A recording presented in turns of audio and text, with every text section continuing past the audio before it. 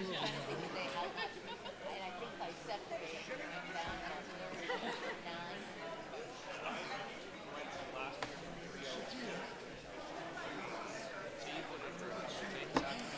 so Article 18. It's for North Carolina.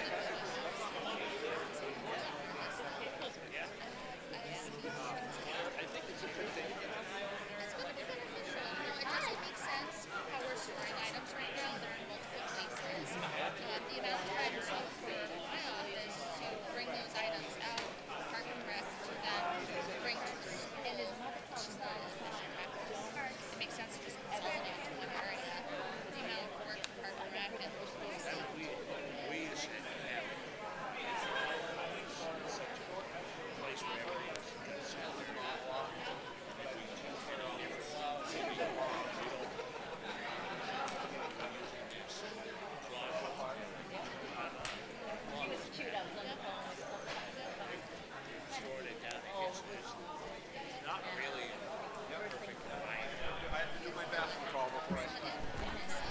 not to say I'm not able to lift weights, but I don't think it's appropriate for I'm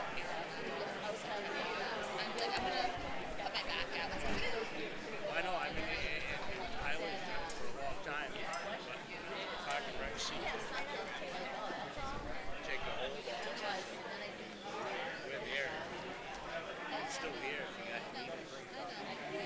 I think, especially for large elections, this is where we're going to have to reevaluate how much supplies we need to bring over. It's tough. It really depends on the election. And we don't know what we need until we have things out. But it would be better that it's at least centrally located to the school than away from us. all in the fun. We spent a month and a half in advance every single thing. I know how much effort you put into it. I can find one. Really did. Yeah, Karen was a great mentor. She kept it up. Sorry. She really did. It was really nice. We had a heart-to-heart. It had been a while since we had seen each other. She lost her husband. She had scholarship in Jerry. Really great gifts in there. Just not that far, but south?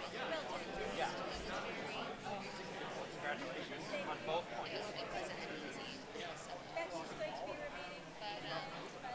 I think she's focusing on turning a tide for herself.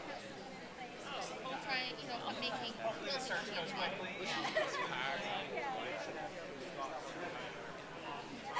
changes. Things coming. She is one of the wisest people. She is. So I think, She takes the time to listen. yeah, she does. Absolutely. Oh, she does. I remember. Library's been open for so long. Hopefully that means that the handoff volunteers. And she could feel the heat from my cheeks because I was so Library we're is not like talking about very like functional and operational. It's not a whole set of problems. Hopefully that attracts and she did. She listened. And I appreciate that about her. She could disagree, but she could disagree with part of the passion for the other person. Doesn't we need to bring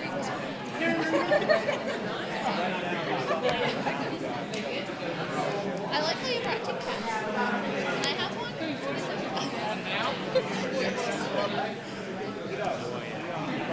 don't know what it is. I think it's something's out there. I'm struggling with like chronic migraines and allergies.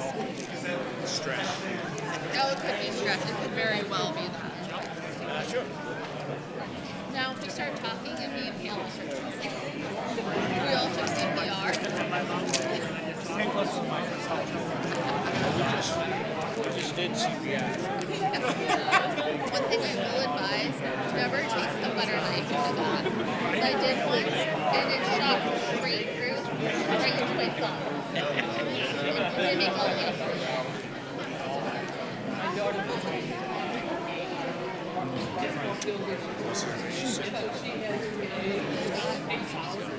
I was thinking, she found out that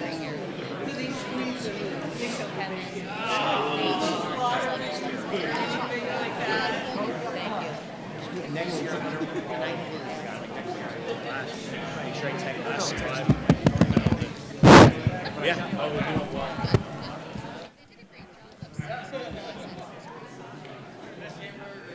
Yeah, no, they all have motivation.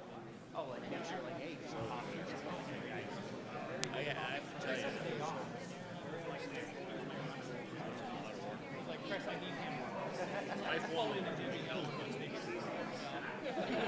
But the stress level. We make that sort of. Now, was this before everyone started? No, it just was a trickle down effect. I had some guys that had a 10-year plan. Right. Other guys were ready to retire. And I had guys.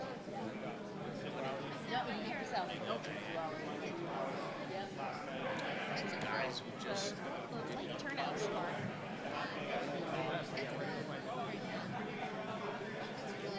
I'm very much.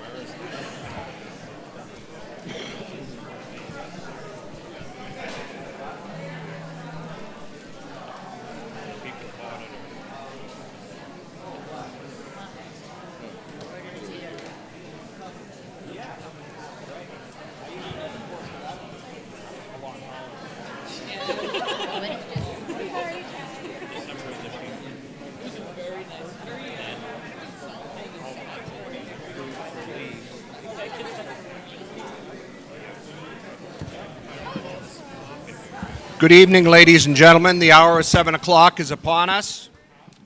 I would like to start with the Pledge of Allegiance. If you would all please rise and join me with the Pledge of Allegiance. We have one on the wall here and one up front, so you can go whichever way you want. I pledge allegiance to the flag of the United States of America and to the republic for which it stands, one nation, under God, indivisible, with liberty and justice for all. So, while people are still coming in and getting their ballots, I'm going to take care of a few things. First of all, I'd like to welcome you all to the 260th annual Plymouth Town Meeting. I think I've been here for half of them, I don't know. And when I was looking at the Warren article tonight and reading it over and over again, I almost came in my jammy slippers and bathrobe, but my wife wouldn't let me, so here I am. I'd like to start by introducing our town manager. He would like to, can you turn my mic up? No, it's not usually a problem for me. You have no control over it?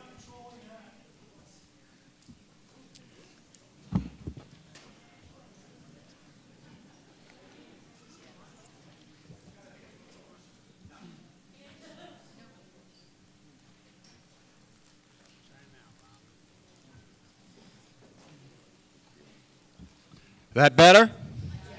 Okay. I've never been accused of being quiet. So I'd like to introduce our town manager, Scott Whedon. He would like to talk a little bit about the process and the budgeting. And so, Scott?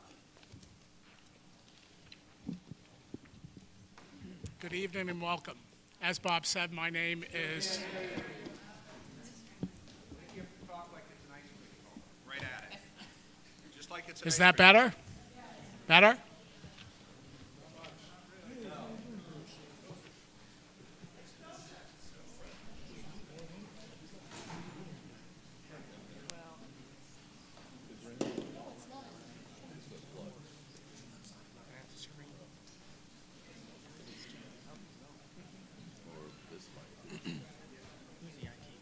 Can you hear me better now?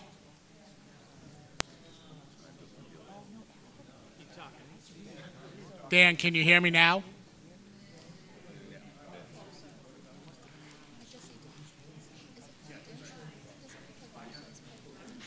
Good evening.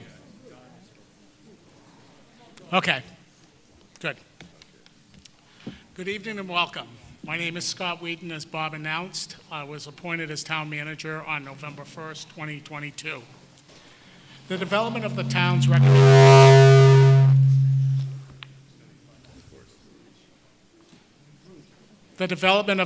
recommended budget is one of the most important, challenging, and exciting responsibilities of the town manager.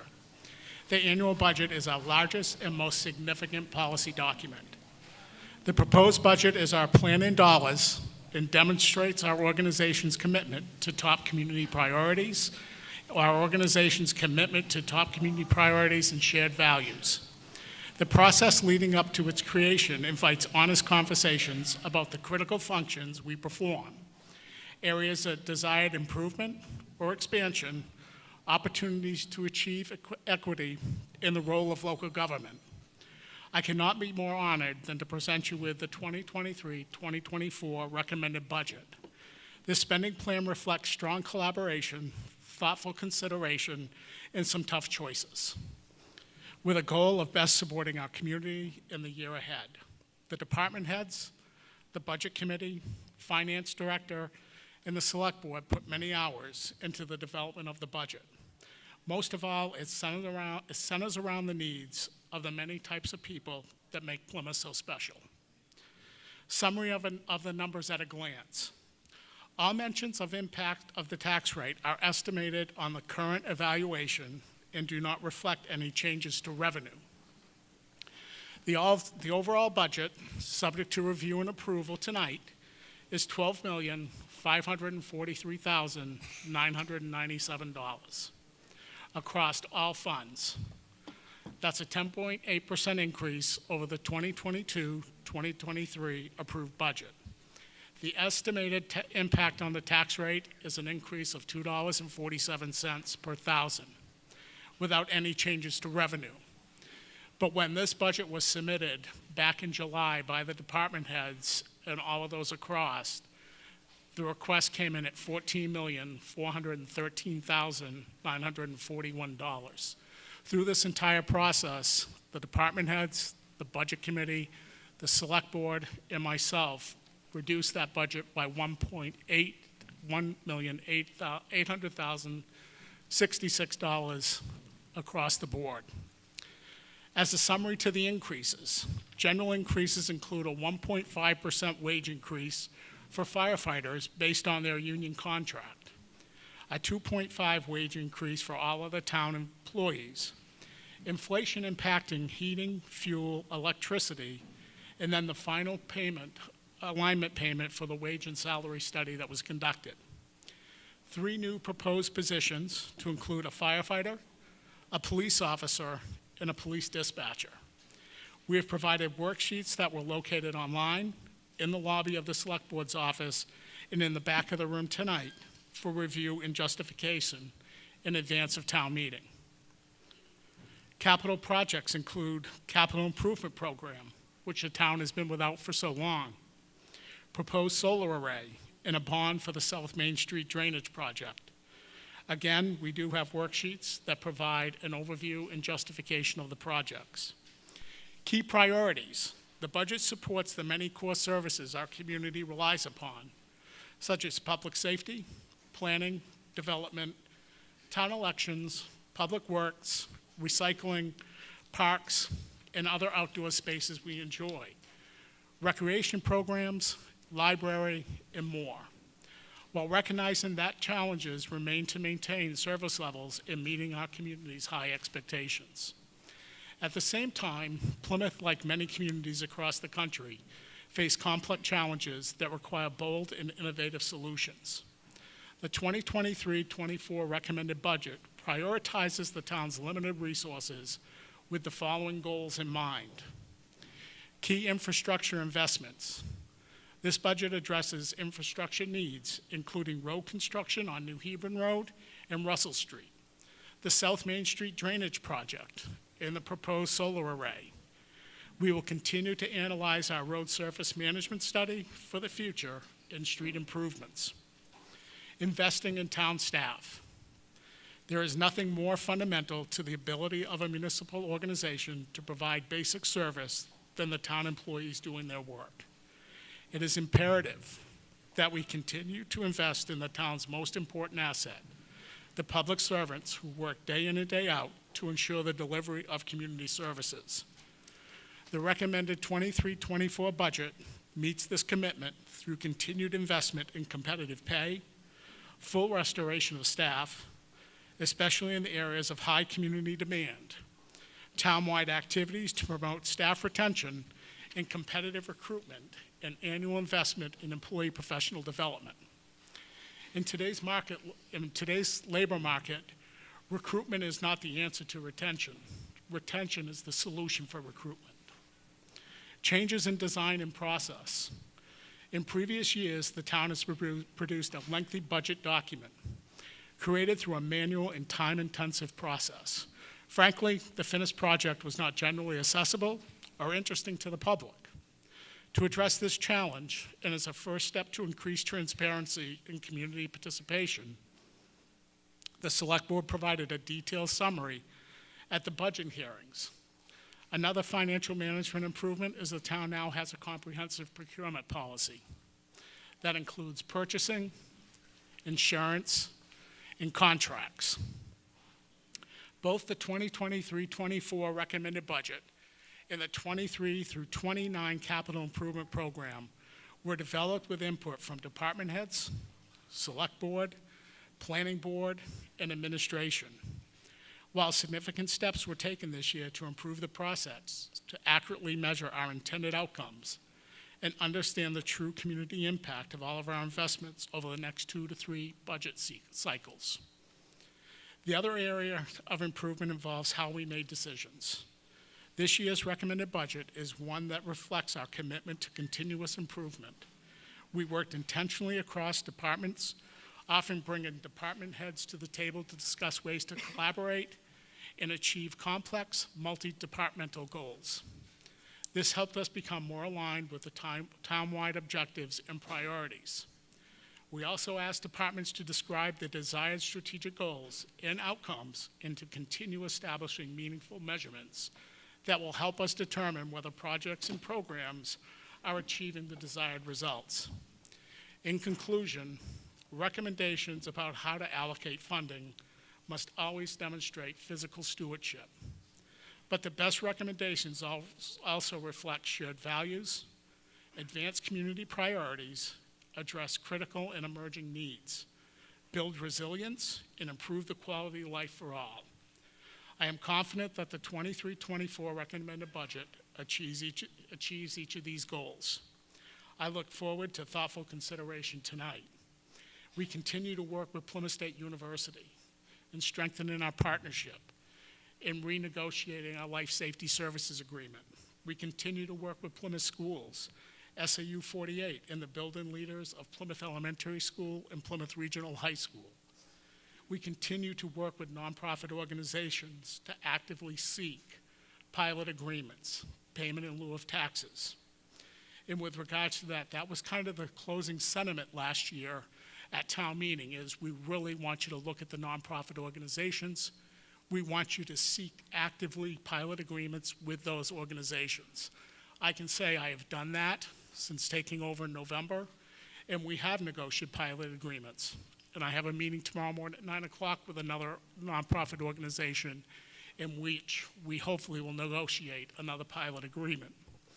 With regards to that, you said, go to Concord, help us fight the battle down there.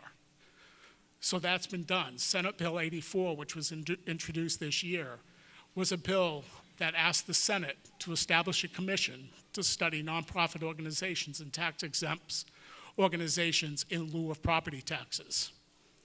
And that was done. Bill Bolton, now in the legislature, testified on that bill. I also testified on that bill. And hopefully we'll see some advancement with that. So I welcome you again. I hope to have some thoughtful consideration tonight and obviously open and honest conversation to create transparency in the community. Thank you.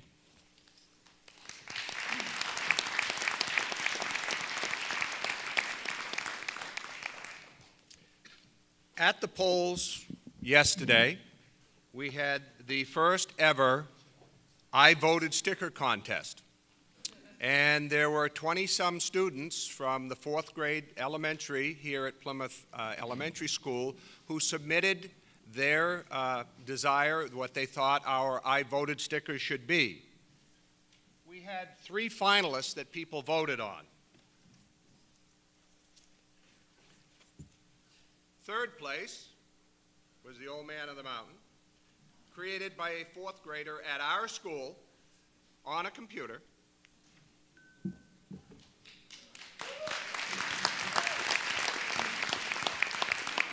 Second place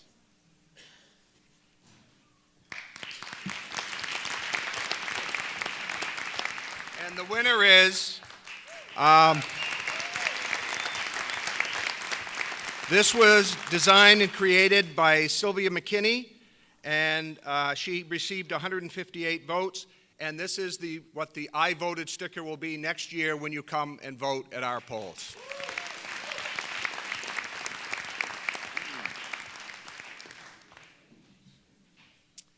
So a couple bookkeeping things before we get going. I want to share the results of your elections yesterday for, because town is on the top, for Select Board.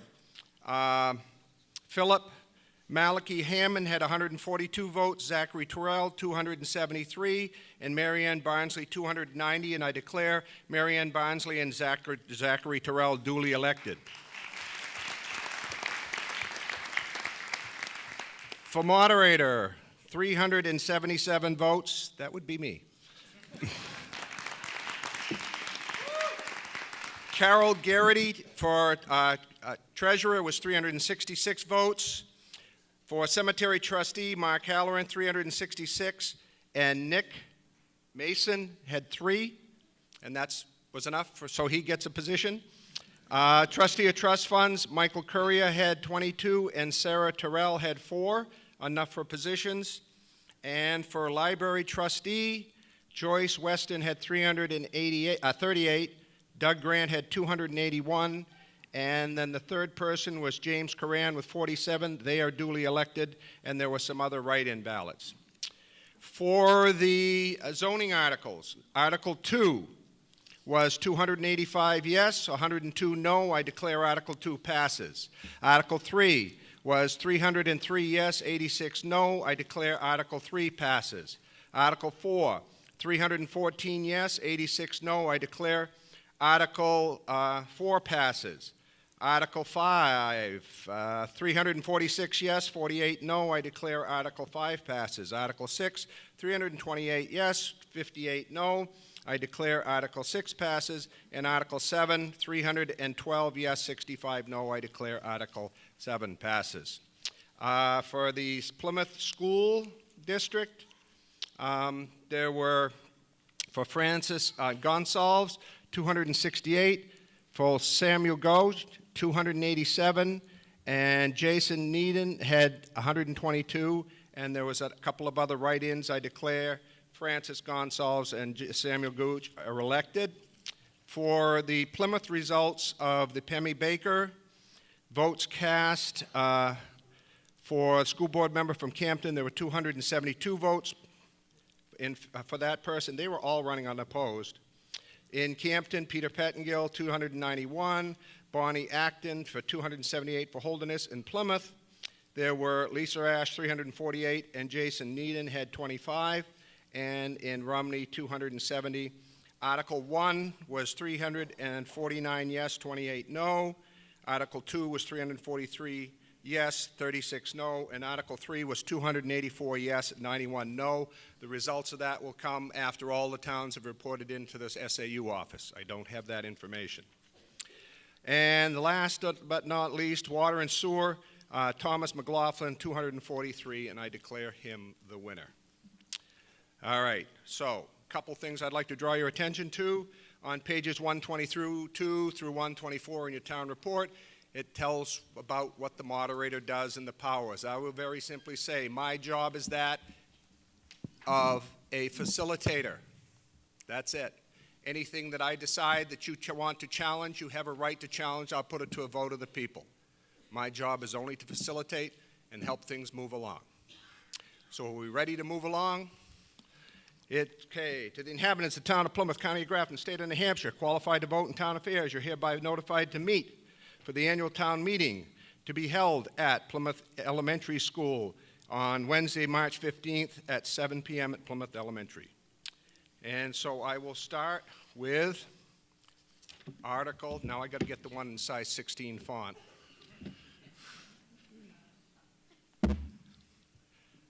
That's all right, some of you laugh, you'll be old someday. I hope. All right, so we're going to start with Article 8. And Article 8 says, shall the town vote to approve the readoption of the optional Veterans Tax Credit, RSA 72:28, comma 2, to allow for the expansion of the eligibility criteria needed to qualify for the optional Veterans Tax Credit effective April 1st, 2023. The readoption of the optional Veterans Tax Credit, if approved, would continue to offer a $500 annual tax credit on residence property to all honorably discharged veterans that qualify under the current requirements, but as of April 1st, 2023, it would be expand the eligibility requirements to include those individuals that have not yet been discharged from the armed services. The Select Board recommends this warrant article. Can I have a motion? Is there a second? Moved and seconded. Is there any discussion? Are you ready for the question? Yes. Patrice. Good evening, Patrice Scott. I am just curious where this came from. Are we simply, did our attorney advise us to put this on because we have the tax credit available since whatever date they gave in the statute? I've read the statutes, and I'd also just like, do we have any idea of how much this will cost the town? So with regards to this, if the town decided not to vote this through. Can you either hold it closer to your mouth? Is that better? That's better. Okay, sorry. If the town decided not to vote this through, what this would do is to take the tax credit for $500 back down to $50 for the veterans. And as Bob said, it expands it to those that are currently serving in the armed forces. In 2022, there were 114 veteran credits issued by the town. Thank you. Mr. Moderator, could I just follow up? Scott, if you would just explain the difference. Are these technical, legal warrants that we have to approve to continue to be able to afford our veterans the credit, but also that this, I want to make sure people understand this is expanding the credit, not only to veterans, but to active duty service members? You are correct. Yeah. Okay. Yes. So I just want people to understand that, and as someone whose husband served for 30 years and I have kids on active duty, I'm just concerned about the cost and if it wouldn't be prohibitive in our small town. I really appreciate the generosity of people, but I wanted to draw attention to the fact that we're expanding the credit. It is, and that's based on state RSA with regards to 72:28. Right. Okay. So Yes. you're advising that we pass both in order to keep and expand. Yes. That's correct. Okay. Yes. All right. Thank you. Is there any other discussion? Are you ready for the question? All those in favor signify by saying aye. Aye. Contrary-minded, nay. To vote in the affirmative, and I so declare it. Article 9 is to see if the town shall approve the readoption of the All Veterans Tax Credit, RSA 72:28 TAC B, to allow for the expansion of the eligibility criteria needed to qualify for all veterans tax credit effective April 1st, 2023.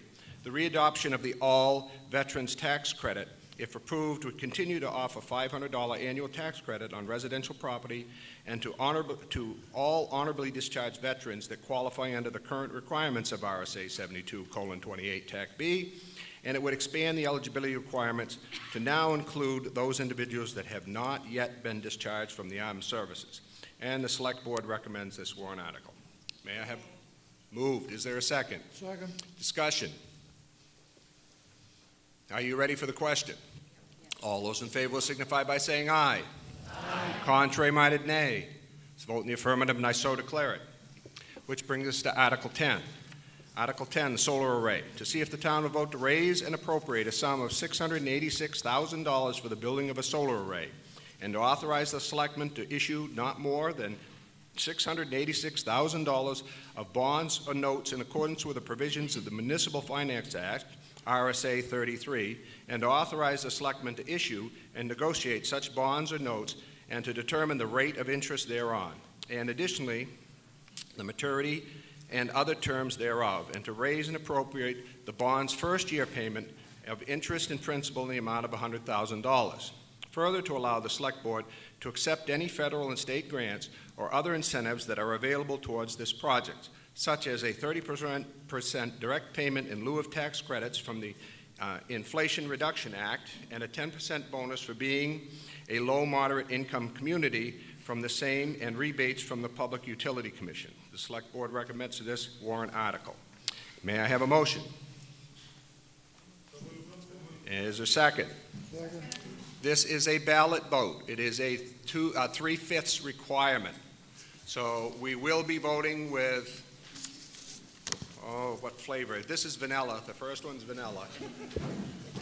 So we'll be using the vanilla tickets when we do vote and come to it.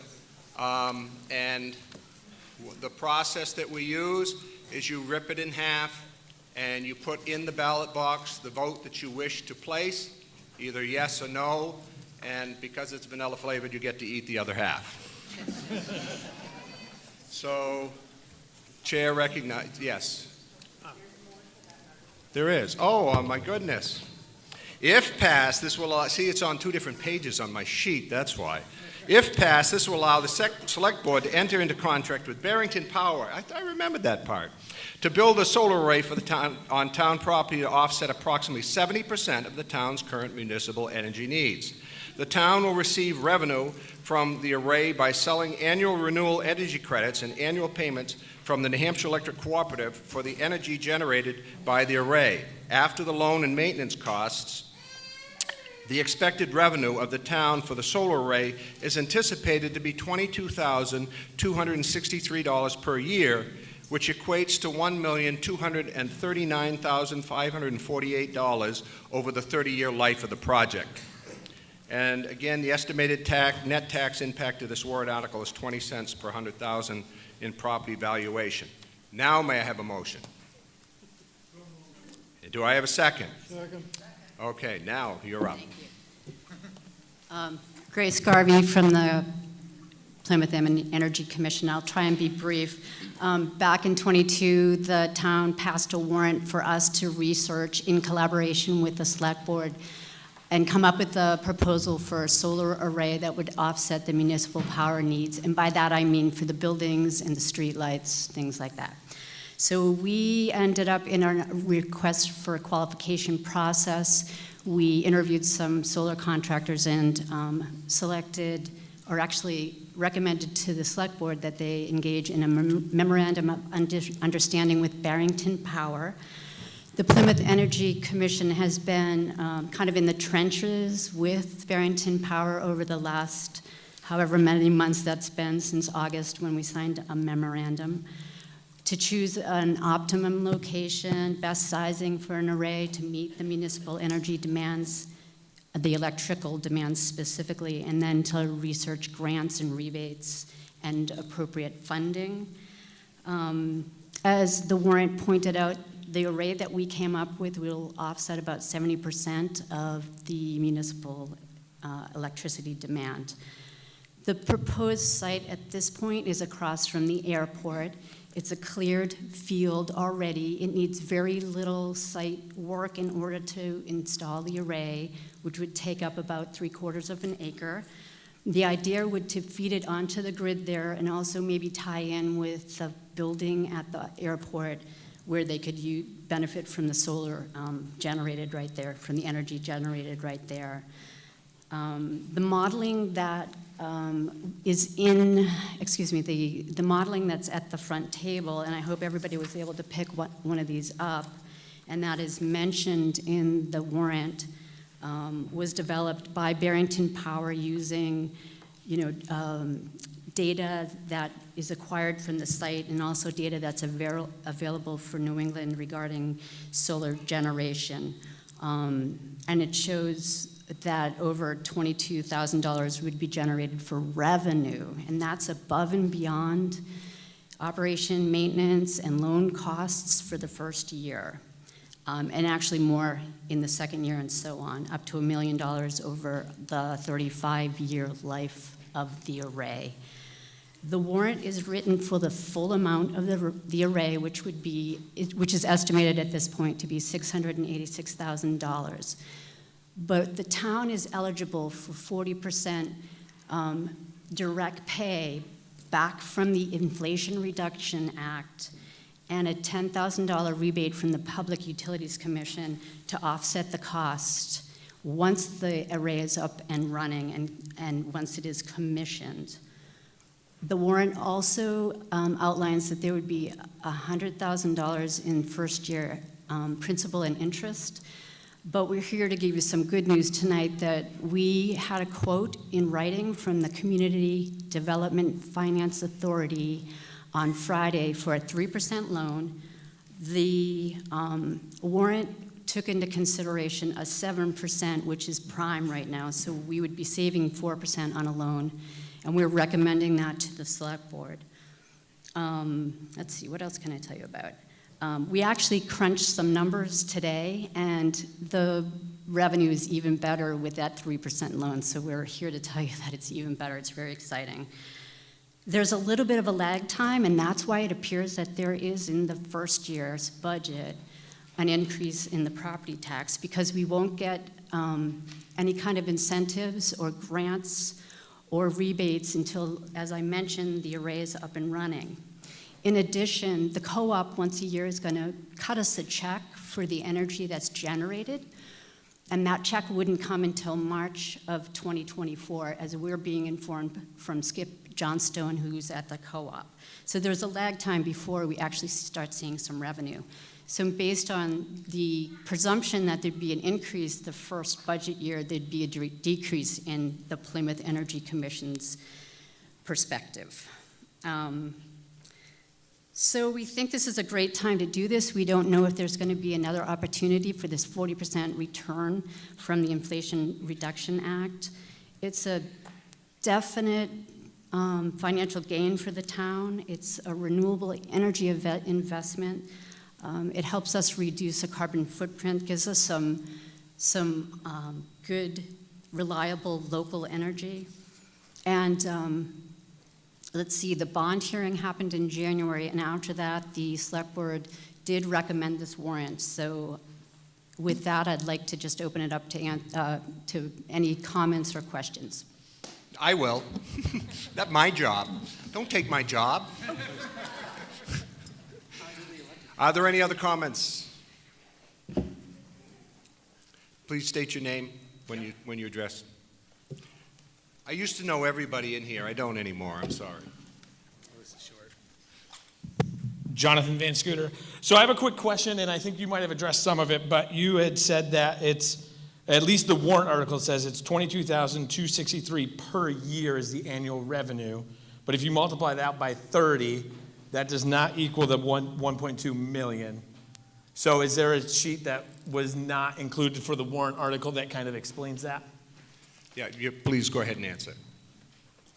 Thanks for the question. Yeah, there's a sheet up there. Basically, the array generates different powers each year, and also the interest and principal payments will be different every year.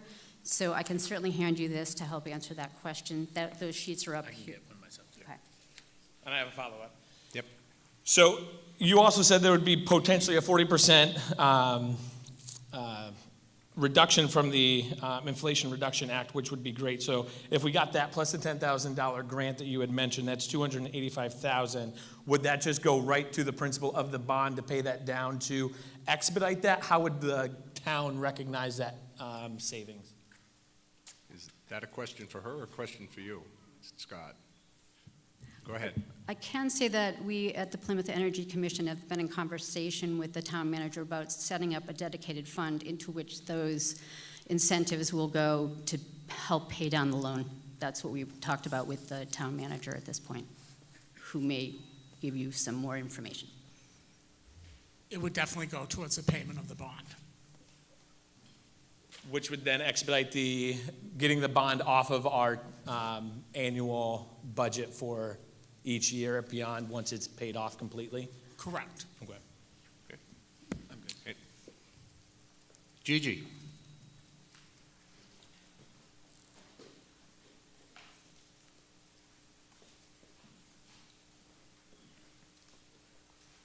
I'm Gisela Estes, and talking about all the financial issues that are together with the solar, I think our first concern should not be what it costs now and what we get back later, but our first concern should be that we have to do something for the environment. We have messed up, our generation and several generations before us. We owe it to our children, grandchildren, and the further generations that we do something to get the environment on a better track again and do better what has been messed up. Thank you. Is there any other discussion? Yes.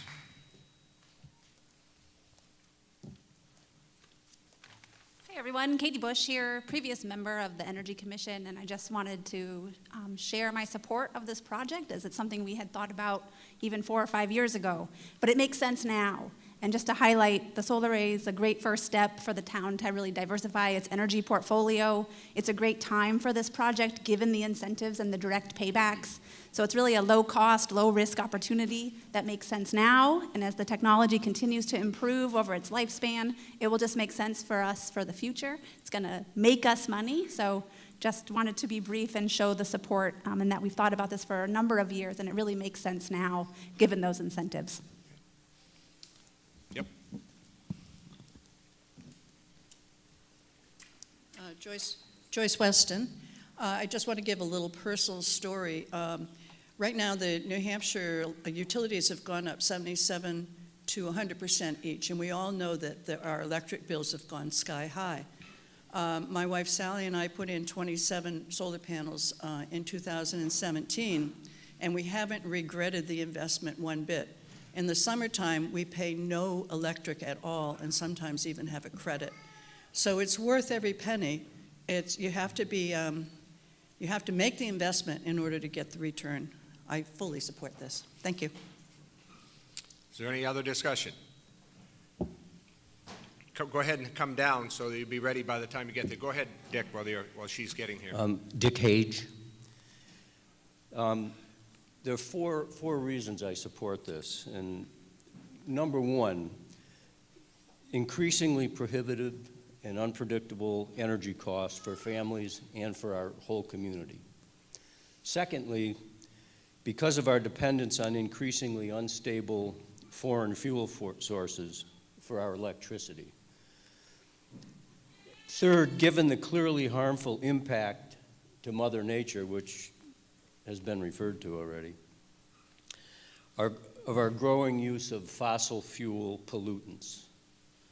And fourth, to exercise our responsibility, and this is, to me, this is the most important piece, to leave a livable, affordable, healthy, and sustainable environment for our children and for theirs.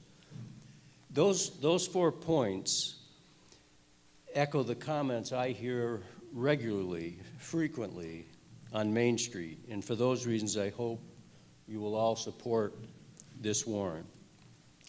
If we vote yes, we will be a leader community joining a growing number of New Hampshire towns already with municipal solar arrays. You've heard the project costs, the financials, the current opportunity to take advantage of the significant grant provided through the Inflation Reduction Act and other incentives, and those may not exist forever. So now is the right time, and our yes vote is the right action. So thank you for any yes votes we can get. I might add quickly, as Sally already mentioned, Pat and I, my wife Pat and I, had a similar experience. We installed a solar array. It paid for itself in 7 years, and today, on an annual basis, we have 9, on average, 9 free months per year. So this is the kind of opportunity that we have as a community. Thank you.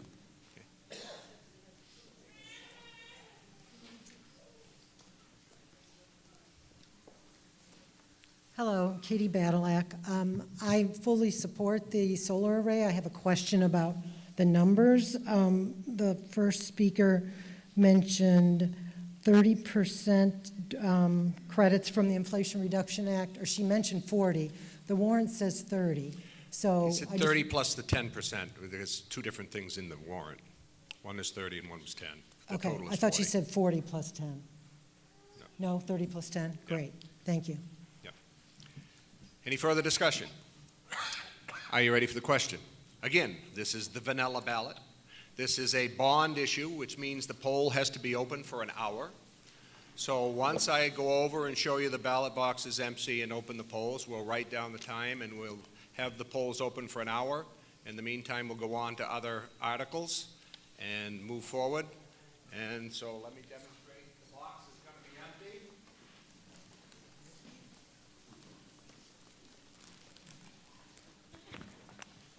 Lad Rain, I appointed as my deputy moderator. He'll be attending the ballot box, and he will be opening the ballot box when I give him the nod in order to get the ballots counted.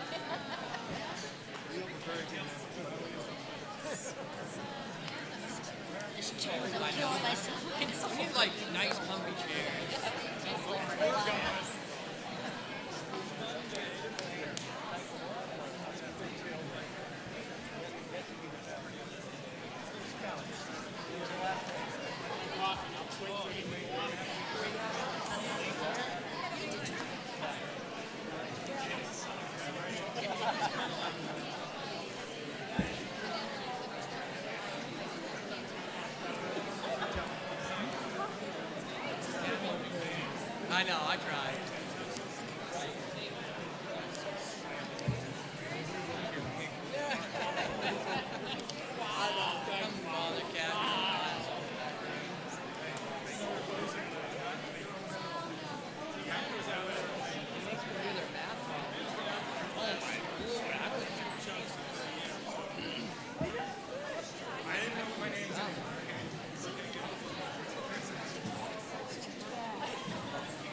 So my son's doing it. He's in second grade. He's showing me all this stuff, and I'm like, thank you very much, Dad.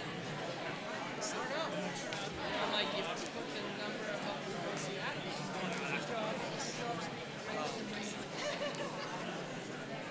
totally different. I'm like, what is this?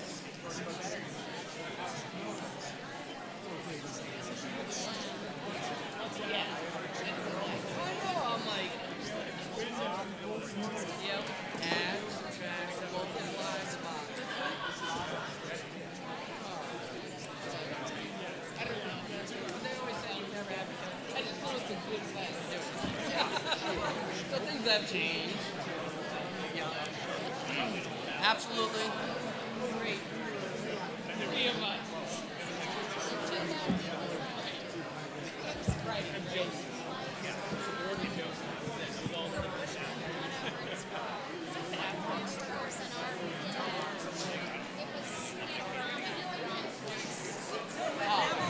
Absolutely. Oh, so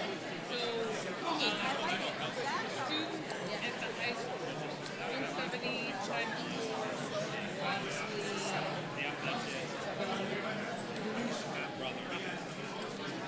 yes, sir. Yes. You can do it your way, I can do it my way. I'm doing the new math. I'm doing the old math. So how many persons voted? Roughly.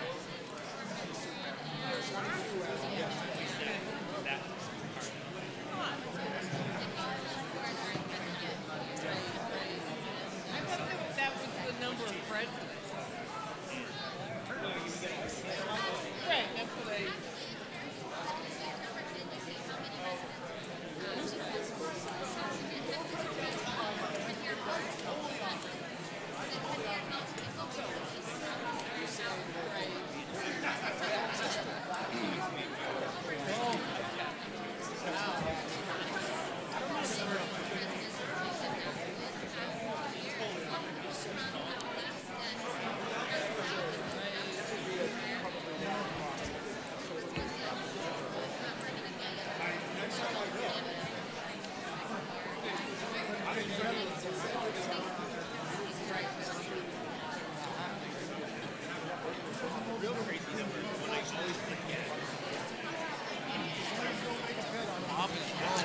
If you haven't already voted, please make your way to the ballot box. I would like to get moving with the rest of the articles, or we'll be here real late.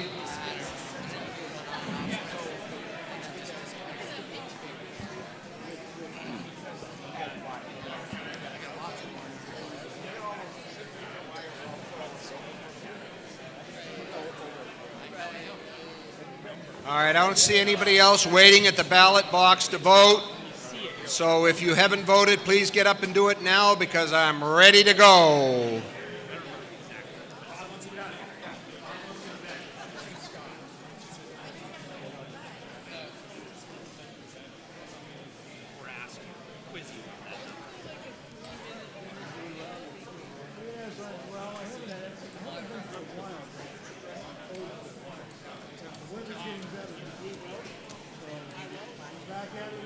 Good.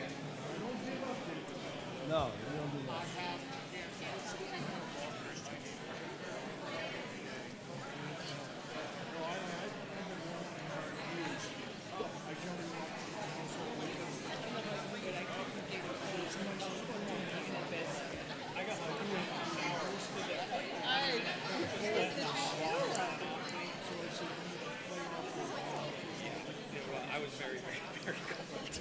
All right, we're going to move on to Article 11, South Main Street Infrastructure Project.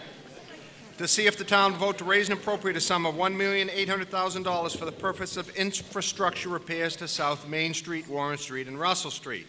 and authorize the selectmen to issue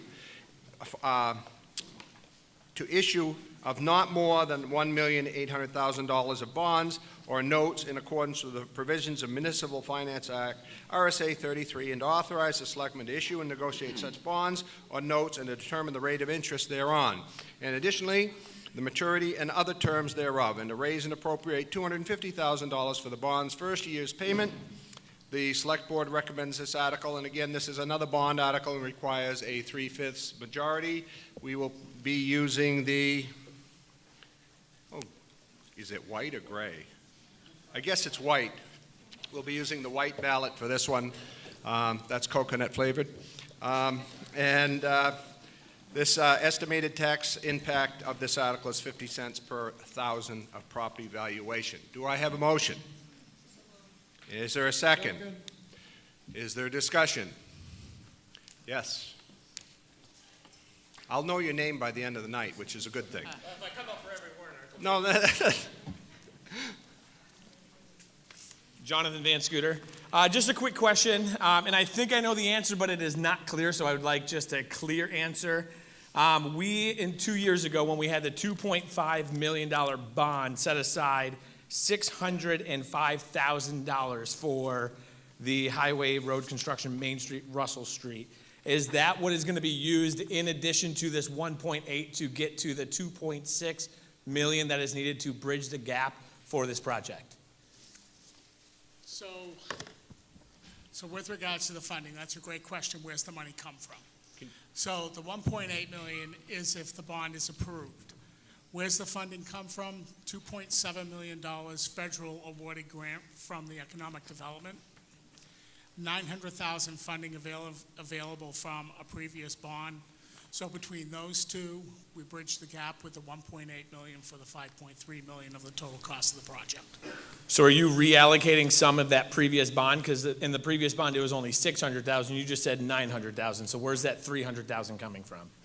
Yes, that's correct. We on many of the items that we had, and actually you can go down through that list that's in there, you can see that many of the items we were able to get for less than what we'd expected and budgeted. So we've been able to sort of hold some of that money for this project as we were seeing its costs increase. So over the past 2 years, we've been slowly saying, okay, we saved here, tuck that away. We've saved here, tuck that away, in hopes that we wouldn't get to this point where we had to ask for more money. Okay. So for people wondering, that's on page 26 of your booklet. It's the 2.5 bond that's in there.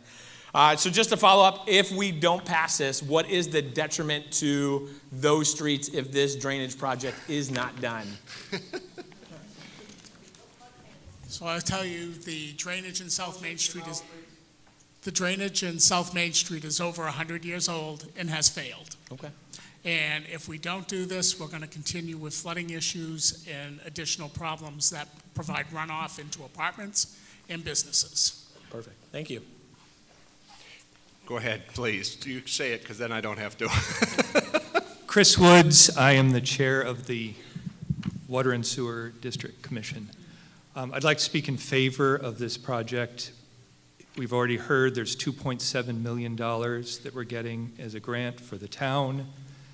There's also, additionally, we are partnering Water and Sewer District and the town, and we have we're able to share about $1 to $1.2 million of the cost. It's a win-win for both of us. It's a win for the town. The timing is good for this. I realize it's not as glamorous as a solar array digging up and replacing pipes, but we need to do it.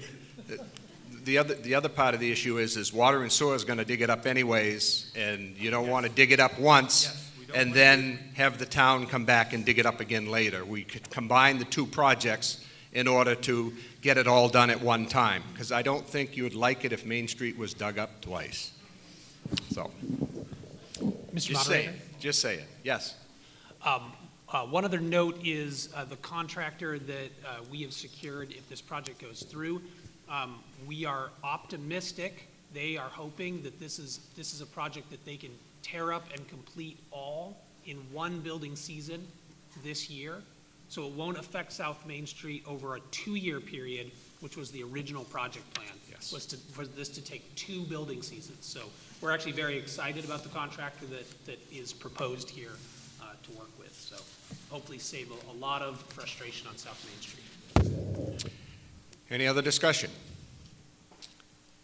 Please, just state your name when you get to the microphone, please.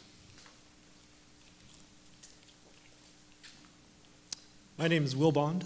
I had a question. I saw that the warrant covers an estimated tax impact of 50 cents per thousand, but it sounds like we actually have quite a complex financial structure here with previous grants. Do we have an idea of how much this is going to impact per thousand over the big picture and for how long? I mean, it says the rate, the term of which is yet to be determined, so I'm trying to get a sense of it. It sounds like the 50 cents is for 250,000 of this year, but what sort of impact are we looking at and for how long?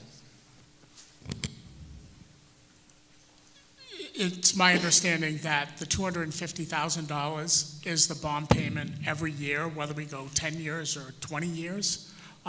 Based on the rates that we had today, it's probably beneficial for us to go out 20 years. And one reason for that is that it's not going to be something that we're going to replace probably in the next 100 years again. So we'll go out as far as we can on that. But with the numbers we had today from the financial institutions that responded back to us, the bond payment is $250,000, and where the actual additional cost of interest comes in is based on where we're able to secure over the next few weeks, with a range of anywhere from 4.95% to 5.24%, and we've gone out to 5 different financial organizations. But the tax impact this year is as stated in the warrant article, the 50 cents per thousand. So I don't quite understand how, whether we paid it over 10 years or 20 years, it would have the same impact, because we'd be paying twice as much if we take 20 years at 250,000 a year, correct? Actually, the interest rates are very interesting, and the interest fluctuates based on final payments as well. Right, so if it was the same per year for a 10-year versus a 20-year note, wouldn't we rather do it in 10 years because we'd pay half as much? Or am I not? We'll have to look at that when we get the final numbers in from the financial institutions where we can lock in. Well, do you understand I understand what you're saying, is that wouldn't it be better for us to pay it off earlier if the interest rate was lower and we were able to secure that bond and pay it off in 10 years versus 20 years, we wouldn't have the payment of the interest for those additional years. I see. So you're targeting a fixed repayment amount per year, and you're going to get the shortest length possible is what you're saying. Correct. Okay, thank you. That's why the article is written as it is, that they negotiate to do it. Okay? Any other discussion? Yep.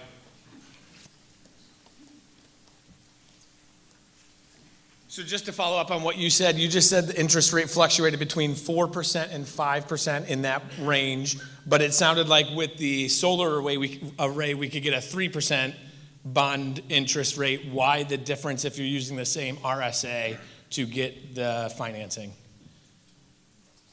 We don't know what the final interest rate is going to be on the solar array. We have proposed interest rates from financial institutions as well as the Community Development Finance Authority, and we're waiting for the final number from them, which could be lower than what the financial institutions that we've looked at with regards to Woodsville Guarantee Savings Bank, Franklin Savings Bank, Meredith Village Savings Bank, Northway Bank, and Union Bank. So was it misstated earlier that it was a 3% interest rate, because that was what was stated with the previous warrant article that we just voted on? We don't have that locked in at this time. But was that a quote that we received, 3%? Excuse me? Was that a quote that we received, 3%? We have not received a 3% quote. The town has not received. Yeah, so I'm just wondering how they can get 3% and we can't get 3% on this. No, I'm just trying to figure that out. No, I understand what you're saying. But the town has not received let Maggie a answer. 3% interest rate.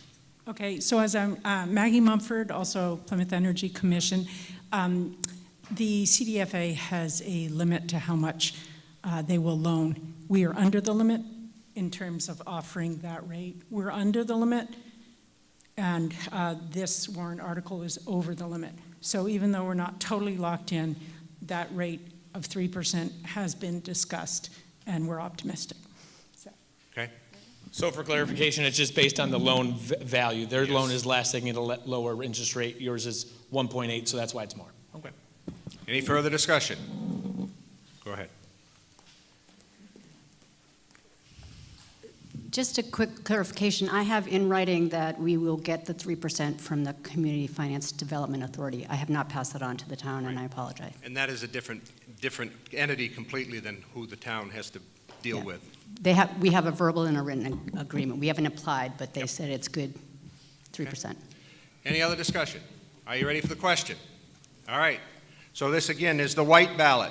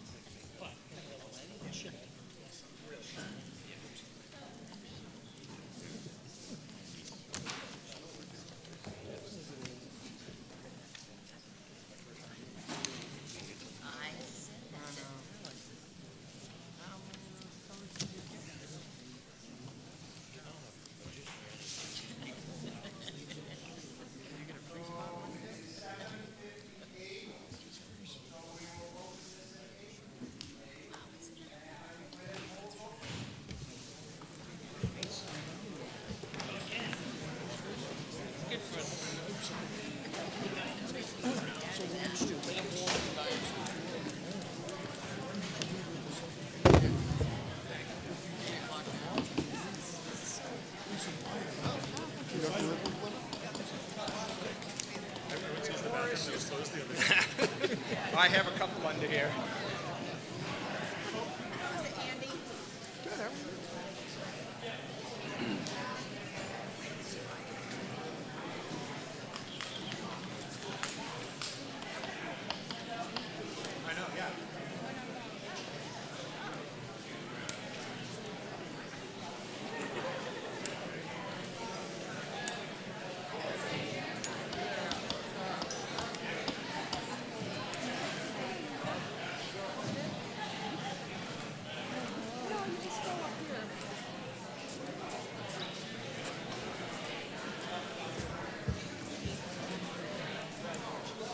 Thanks, sir. Appreciate it.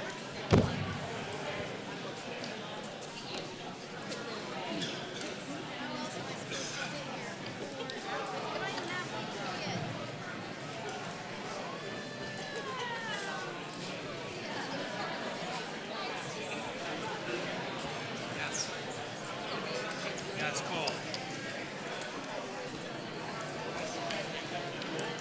I know.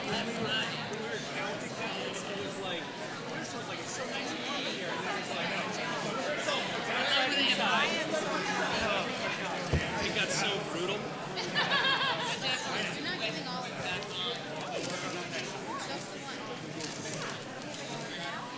And then when I went to leave,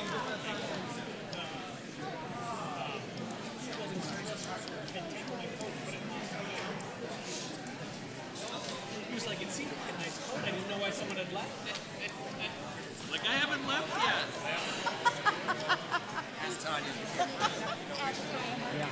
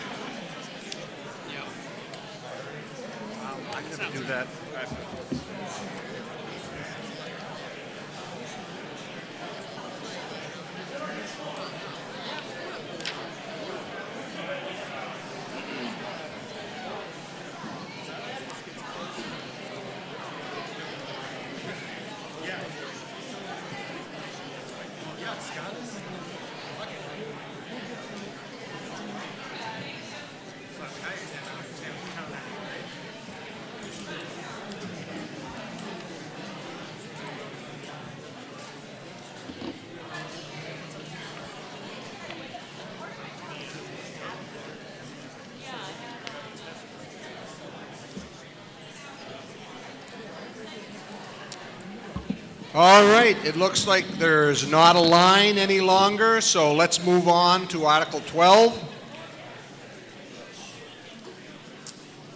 Article 12, General Government and Departmental Expenses. This is the long one, so hang tight as I go through this. To see if the town vote to raise and appropriate a sum of $18,383 for fiscal year 23-24 general government and departmental expenses as follows. Salaries, fees, and expenses, Selectman's Office, $462,784. Election, registration, vital statistics, Town Clerk's Office, $167,049. Financial administration, $386,687. Reappraisal of property, $70,000. Contract services, legal and other, $216,063. Planning and zoning, $216,779. Land use enforcement, $27,058. General government buildings, $78,500. Cemeteries, $73,311. Miscellaneous insurance, workers' compensation, liability, and unemployment, $219,467. Advertising and regional associations, $7,004. Police department, $1,790,268. Police dispatch, $567,612. Ambulance, $154,796. Fire department, $1,893,947. Emergency management, $7,138. Street lighting, $60,000. Airport, $8,112. Recycling department and solid waste, $582,608. Pemmy Baker solid district dues, $4,709. Health office, $10,000. New Hampshire Humane Society, $7,150. Welfare officer, $13,004. Welfare vendor payments, $70,000. Recreation programs, $441,918. Parks and grounds, $288,134. Library, $526,632. Patriotic purposes, $4,700. Other culture and recreation, $12,100. Conservation Commission, $7,000. Care of trees, $7,000. Infrastructure bond payment number 8, approved at the 2016 of $214,882. Infrastructure bond payment number 3, approved in 2020, $285,000. Library expansion project bond payment number 13, $136,971. The Select Board recommends this warrant article. This is just a plain majority vote. The estimated net tax impact for this warrant article is $10.11 per thousand in property valuation. Do I have a motion? So moved. Second. Moved and seconded. Mr. Halloran.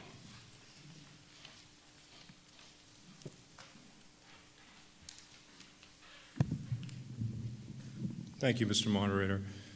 Good evening. Obviously, this is the bulk of the town budget, and I'm Mark Halloran, a member of the Budget Committee, and I just want to talk to you about the process we went through to get to this number. As Scott Whedon, our new town manager, said, this number reflects previous cutting of $1.8 million from requests. So what we did, the process began in late August, where we started to meet with the department heads. We did site visits. We looked at equipment and spent plenty of time reviewing where each department was. Concurrently with that, over the summer, the planning board had put together the capital improvements program with representatives from the town and the public. So we had that document also with us so that we could sort of time some of these expenses and get the community back in infrastructure-wise some pretty good shape. We then met with each department head, and we went line item by line item, and that's where those cuts came from. We then met with the town manager, finance director, and again, we reviewed all the documents that we had, the bond payments, A lot of the bonds had been renegotiated prior to that, so you can see some of those bonds were originally 3-4%. They're now down in the 1.7, 1.8%, while we got it while the rates were still down. So those interest payments are down significantly. When we finished with the town manager, we presented a budget to the selectmen. The selectmen went through it. We had 2 public hearings. They went through it with the budget with all the department heads again. And so tonight, for your discussion, we offer this budget, and I'm sure that all the department heads are ready to answer any of your questions. But it was important for us, for all of you to understand that there is a real process. We all get the tax bills, and we poured through it line item by line item with a sense of the impact it has on all of our lives, and at the same time, getting us ready for the future. So thank you, and thank you, Mr. Moderator, for the time. And the Budget Committee also does recommend this article. Discussion. Are you ready for the question? Yeah.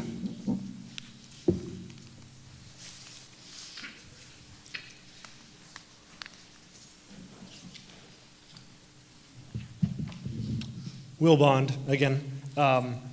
First, I wanted to say I appreciate the methodical approach that went into this all, and I appreciate all the time that goes into it. I had a question about one of the items in regards to another article.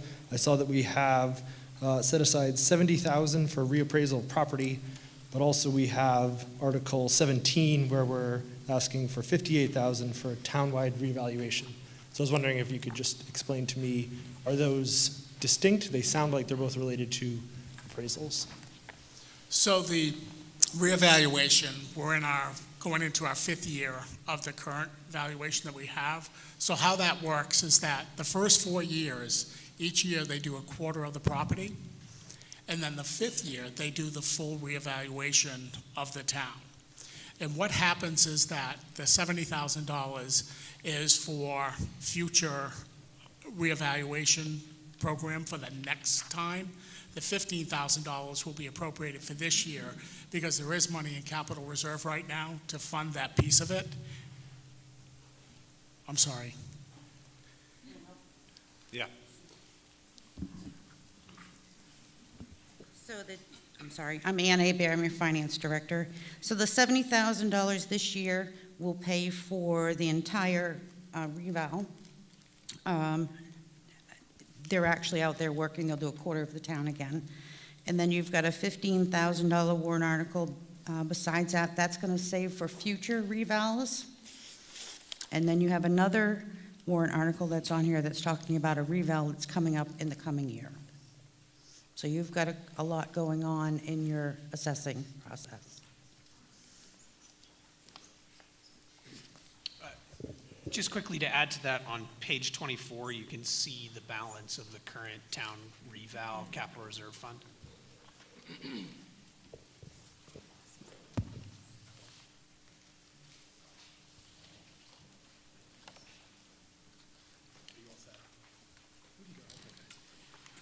Jonathan Van Scooter. I hope I don't do this for every warrant article, I'm sorry. But a quick question. So it looks like we're doing a 10% increase if you count in the police from last year, which one of the frustrating things is me as a resident is it seems like warrant articles never carry over, especially the budget. There's things that break out each year. So if in the future we can try to make them mirror each other so we can look back in history to be able to see, but I had to add the police in from last year. It's about a 10% increase, which is life right now. We all know everything's going up by 10%. But then if we're adding all the other additional positions and additional things that we want to do, that's adding more than that 10%. And part of my concern is if we keep adding and adding and adding, and we're adding bonds and adding all this, is it going to become too big of a burden for us as residents to afford this increase and the cost of living increases that we're seeing? So that's all I kind of want to say. I know there's a lot that goes into a $9 million budget, and I appreciate you guys painstakingly going through each line item and saying what is needed and what can we cut.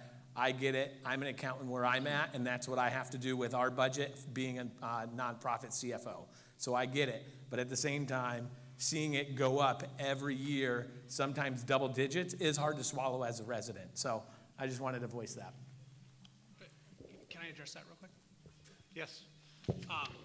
One thing that I would encourage anyone who's very interested in some of that level of detail on the budget is the budget hearings that we have. This year we broke down each of the departments in a way that's much more readable than the way that the warrant kind of forces us to break things down. That if we're moving things from capital reserve funds, we have to put it in its own warrant article. You know, if we put things in a capital reserve fund, it has to be in its own warrant article. So there's all these limitations legislatively that we have to do in preparing that warrant that does add this very frustrating inconsistency. But we posted this on the website, and I would encourage you to check it out. We broke it down by all of the general government, police, fire and ambulance, all of the major departments that you think about, and listed the exact percentage increases for each. And just to confirm your point, if everything here is approved, we're talking about 10 point, my font is very small, 10.8%. That's everything. If every single thing on the warrant is approved, 10.8% is the increase. Jeremiah Lamson, and I just had a question. The explanation that was given on the revaluation didn't seem to make sense to me, because it sounded like you were saying that the $70,000 in the Article 12 was to cover the revaluation, and the $58,000 was to cover the revaluation. I'm glad you said that, because I'm confused too. So thank you. I was going to say something. So the $70,000 that's in the regular budget that you see in Article 12 is for the regular assessing for the coming year. That's what I originally. Yep. And then you'll see that there's another warrant article that we're going to talk about later on. That's going to be for the reval for the coming year. That's what I originally thought, but then your explanation saying that they were the same thing. And then there's another warrant article to start the capital reserve over again. So my apologies for confusing you, but that's what it. That's what I originally thought, but then your explanation is Okay. different. Is that as clear? Okay. Any other questions? Are you ready for the question? Okay. So this is a simple majority. All those in favor of Article 12. I'm not going to read it again. Okay. All of those in favor of Article 12 will signify by saying aye. Aye. Contrary-minded, nay. It's a vote in the affirmative, and I so declare it. Article 13. To see if the town will vote to raise and appropriate a sum of $105,799 for the purpose of hiring one additional police officer. This amount includes pay and benefits. The Select Board recommends this article. This is a majority vote. It's 21 cents on the thousand, and the Budget Committee concurs with this article. May I have a motion? Second. Second. Moved and seconded. Discussion. Are you ready for the question? Okay. All those in favor signify by saying aye. Aye. Contrary-minded, nay. Vote in the affirmative, I so declare it. Article 14. To see if the town will vote to raise and appropriate a sum of $80,965 for the purpose of hiring one police dispatcher. This amount includes pay and benefits. The Select Board recommends this article, and the estimated impact is 16 cents per thousand, and the Budget Committee concurs with this article. Is there a second? Second. Moved and seconded. Is there any discussion? Are you ready for the question? All those in favor of Article 14 will signify by saying aye. Aye. Contrary-minded, nay. It's a vote in the affirmative, and I so declare it. How many articles have we done here? 1, 2, 3, 4. One more, and then we're going to ask to limit reconsideration. I'd like to make a motion to restrict reconsideration on Articles 12 through 14. Okay, there's a motion. Is there a second? There's a motion to limit reconsideration on Articles 12 through 14. What that means is that it's called the Midnight Harry Bill. There was a Midnight Harry Spanos back in Newport many, many years ago. I'm old enough to remember this. This is funny.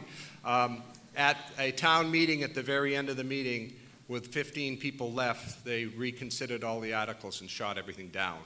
This way, nothing can be reconsidered without coming back before another meeting. So if you vote to limit reconsideration, it cannot be considered again tonight. It would have to come back for a special meeting. Does everybody understand? Okay? All those in favor of limiting reconsideration on Articles 12 through 14 will signify by saying aye. Aye. Contrary-minded, nay. All those in favor will signify by saying up. I declare. Ooh, I'm getting ahead of myself here. I declare that we have limited debate and consideration on those articles. How are we for time? No, we got a while. Article 15, to see if the town vote to raise and appropriate a sum of $89,250 for the purpose of funding one additional fire EMS employee. The cost of this includes pay benefits for one position. The Select Board recommends this. The Budget Committee concurs, and the estimated impact is 18 cents per thousand. Do I have a motion? Is there a second? Second. Moved and seconded. Any discussion? Are you ready for the question? All those in favor of Article 15 will signify by saying aye. Aye. Contrary-minded, nay. You vote in the affirmative, and I so declare it. Article 16, see if the town will vote to raise and appropriate a sum of $11,000 for the purpose of a new Trek TriCaster. The broadcast video switch for the studio would propose moving to a TriCast mini model to allow for portability. The Select Board recommends this article. The Budget Committee concurs, and it would be 2 cents on your tax rate. Do I have a motion? Second. Moved and seconded. Discussion. All those in favor will signify by saying aye. Aye. Contrary-minded, nay. Vote in the affirmative, and I so declare it. Article 17, to see if the town will vote to raise and appropriate a sum of $58,000 for a town-wide reevaluation of property and authorize the withdrawal of $49,000 from the revaluation property capital reserve fund created for that purpose. The balance of $9,000 is to come from general taxation. The Select Board recommends this article. The Budget Committee concurs, and it would be an estimate of 2 cents per thousand on your valuation. Do I have a motion? Is there a second? Discussion. All those in favor will signify by saying aye. Aye. Contrary-minded, nay. Vote in the affirmative, and I so declare it. Article 18, to see if the town will vote to raise and appropriate a sum of $12,540 for the purpose of purchasing a cargo storage trailer and new voting booths. The Select Board recommends this article. The Budget Committee concurs, and it would be 3 cents on the tax rate. And Josie, you wanted to address this. Can I have a motion first? Second. Moved and seconded. Okay, now Josie. I don't know if I need to anymore. There hasn't been any debate tonight. But I just quickly wanted to address that this is covering 2 items. The first you can see is the cargo storage trailer. I'll go over this briefly, and if Rob wants to say anything, if I miss any information, he's welcome to. But essentially, right now for election equipment, we have our storage in multiple locations. That's not really an efficient process for us for setup and breakdown. Park and Rec has been wonderful. Every election, they come out and assist us in preparing elections, but also taking this equipment from Town Hall, used to be at the police department, highway department, and bringing it to the school. And also my deputy and I are also dealing with this. But anyways, what will be in the cargo trailer will be larger items like booths, screens, guardrails, things that will be centrally located here at the school, so we don't have to be, using so much work power, so much of our time bringing it from 2 or 3 locations. Secondly, we have voting booths. Those voting booths we have, you may have noticed we had fewer this time yesterday. Those types of booths actually are not made anymore. There are not many manufacturers for booths in the country. There's 2, and New Hampshire has some of the most strict voting booth laws in terms of privacy. So this article here, if passed, will go to purchasing new booths that are circular, and we'll have 4 different stations. As the law is right now, for every 100 voters, we should have a booth. In Plymouth, we have close to 4,500 voters currently, so for every 100, we should have about 50, 60 booths. But the law says that we can make up for that, the amount of booths by using half of that with screens, which we have been doing all along. So ultimately, this is for the booths and the cargo trailer. If you have any questions, now's the time. Really? You're going to question my article?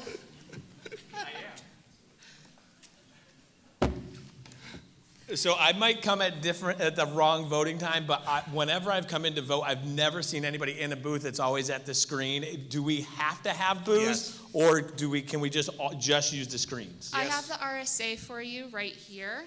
If you give me one moment, it's RSA 658:9. We do have to have voting booths. Now, the law says that we can make up 50% of those voting booths with screens, which are more affordable than the booths, of course. But we're very limited with what we can do, especially because we have strict privacy laws. So we have to have very particular curtains, for example.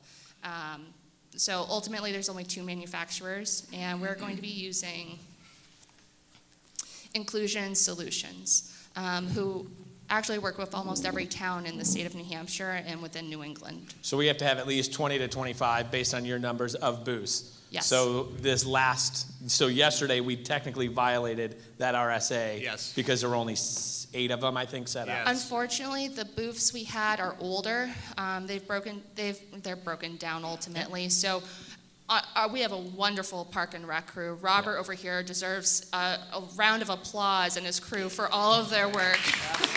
And Highway has also helped us in the past as well. So they're past beyond MacGyvering, and we need new ones. So let me interject, because I'm the one that has to deal with the state when they come in and they holler at me because I'm violating the law, because I don't have enough voting booths and I don't have enough voting spaces, and I get knocked down on it almost every time. This is so that we can come close to meeting the law. It's quite necessary. Hello, I'm Tanya Orlando. I'm just curious where the trailer is going to be stored. Not at your school. That's Robert's question.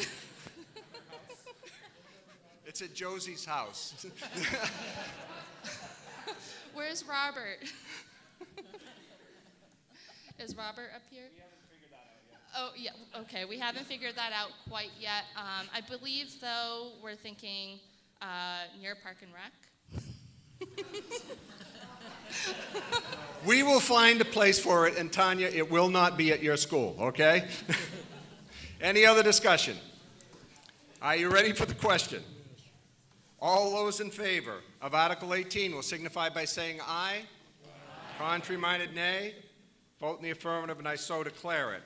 So that's 1, 2, 3, 4, one more, and then we'll do another. Article 19, to see if the town will vote to raise an appropriate sum of $102,262 for the purpose of funding the fiscal year 2023-2024 police parking department, and to further authorize the withdrawal of $30,000 from the parking special revenue fund to offset this appropriation. The Select Board recommends, the Budget Committee concurs, and about 15 cents on your tax rate. Do I have a motion? Is there a second? Moved and seconded. Is there any discussion?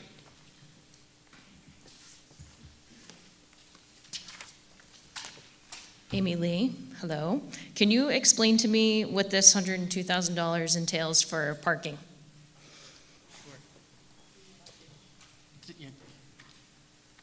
So it's the entire budget for parking, but it's offset by, what did Ann say? Can you get closer to the microphone, please, Alex? Apologize. So that $102,000 is for the budget for the parking, but it is offset by the revenues.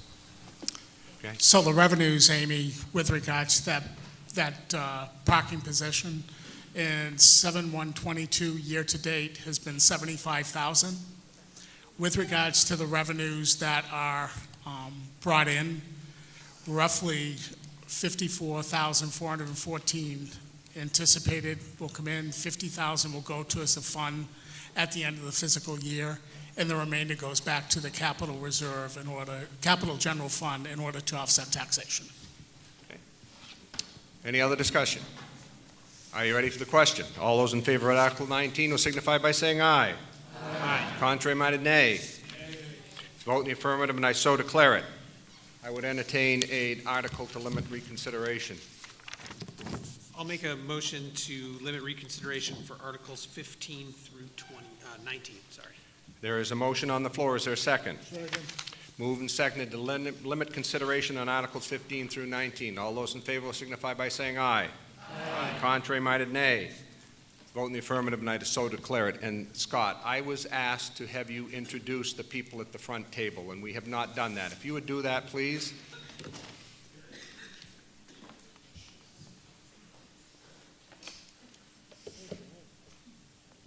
Sure, I'd be happy to and honored to. So to my far right, Robert Cormier. He's the superintendent and director of our Parks Department. Next to him is Chief Thomas Morrison, fire chief. Next to Tom is Jim Kahn. He's our recycling manager. Next to Jim is Lisa, and Lisa is our recreation director. Lisa Ash. Alex Hutchins, our police chief, sits next to Lisa. Next to Alex is Diane Lynch, our library director, who unfortunately will be leaving us in May. So we are in search of a new library director. And we thank Diane for her years and her dedication to the library of the town.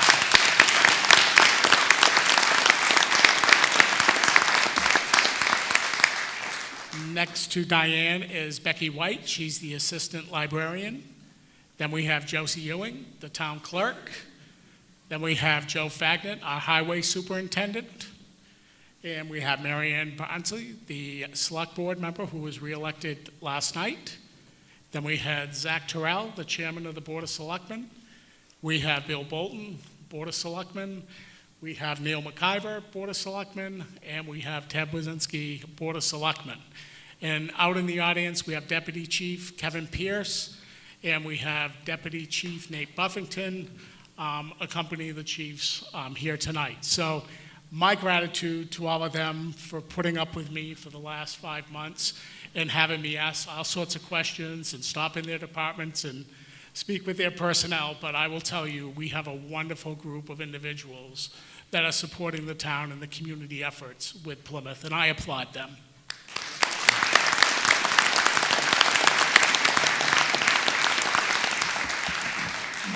I would like to say one more set of kudos. There are 3 people sitting over there who do more work than many of you can possibly understand as your supervisors of the checklist.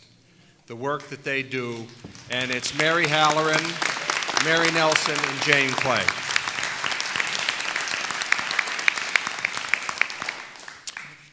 Article 20, to see if the town will vote to raise and appropriate a sum. I just did that one. No, I didn't. Of $150,471 for the purpose of funding fiscal year 2023-24 police school resource officer. This appropriation is offset by $112,853 from the SAU 48 school system. Select Board recommends this article, and the Budget Committee concurs, and it's about 8 cents on your tax dollar per thousand. Is there a motion? Is there a second? Moved and seconded. Is there any discussion? None showing. All those in favor of Article 20 will signify by saying aye. Aye. Contrary-minded, nay. Vote in the affirmative, and I so declare it. Article 21, to see if the town will vote to raise and appropriate a sum of $40,000 for the purpose of purchasing portable radios for the fire department. The Select Board recommends this. The Budget Committee concurs, and it's about 8 cents on your tax rate per thousand. Moved, seconded. Moved and seconded. Is there any discussion? We'll put Article 21. All those in favor of Article 21 will signify by saying aye. Aye. Contrary-minded, nay. Vote in the affirmative, and I so declare it. Article 22, to see if the town will vote to raise and appropriate a sum of $50,000 for the purpose of purchasing a police cruiser. The Select Board recommends. The Budget Committee concurs, about 10 cents per thousand on your tax rate. Do I have a motion? Is there a second? Moved and seconded. Is there any discussion? Yep.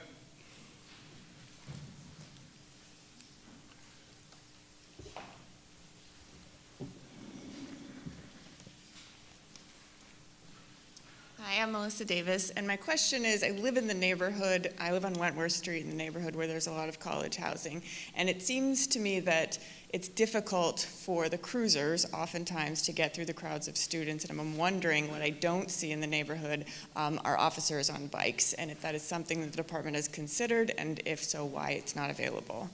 Yes, thank you very much for the question. So back in the day, we used to use bikes, but what happens is the town's so big, and we can only have a couple officers on it at a time. And what happens was that the officers would have to then take their bike and go get the cruiser and then go to the call on the other side of town. So it's very difficult to have that, but our officers do park their cars and they do foot patrols in the back streets. Thank you. You're welcome.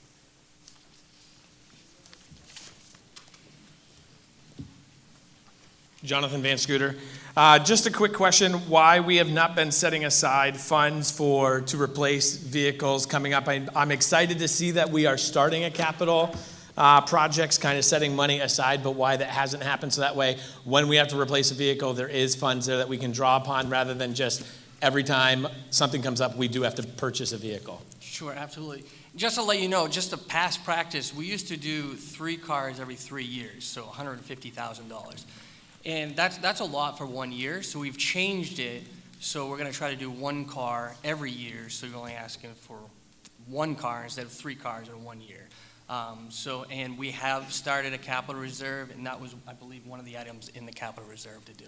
So we should, in theory, be seeing next year another 50,000, and the year after that another 50,000, and it just become part of this cycle? Go ahead. So I'll draw your attention and everyone's attention to page 62 in your book. This year, then this is brand new for our town, or I guess newly resurrected. We have what's called a capital improvement program.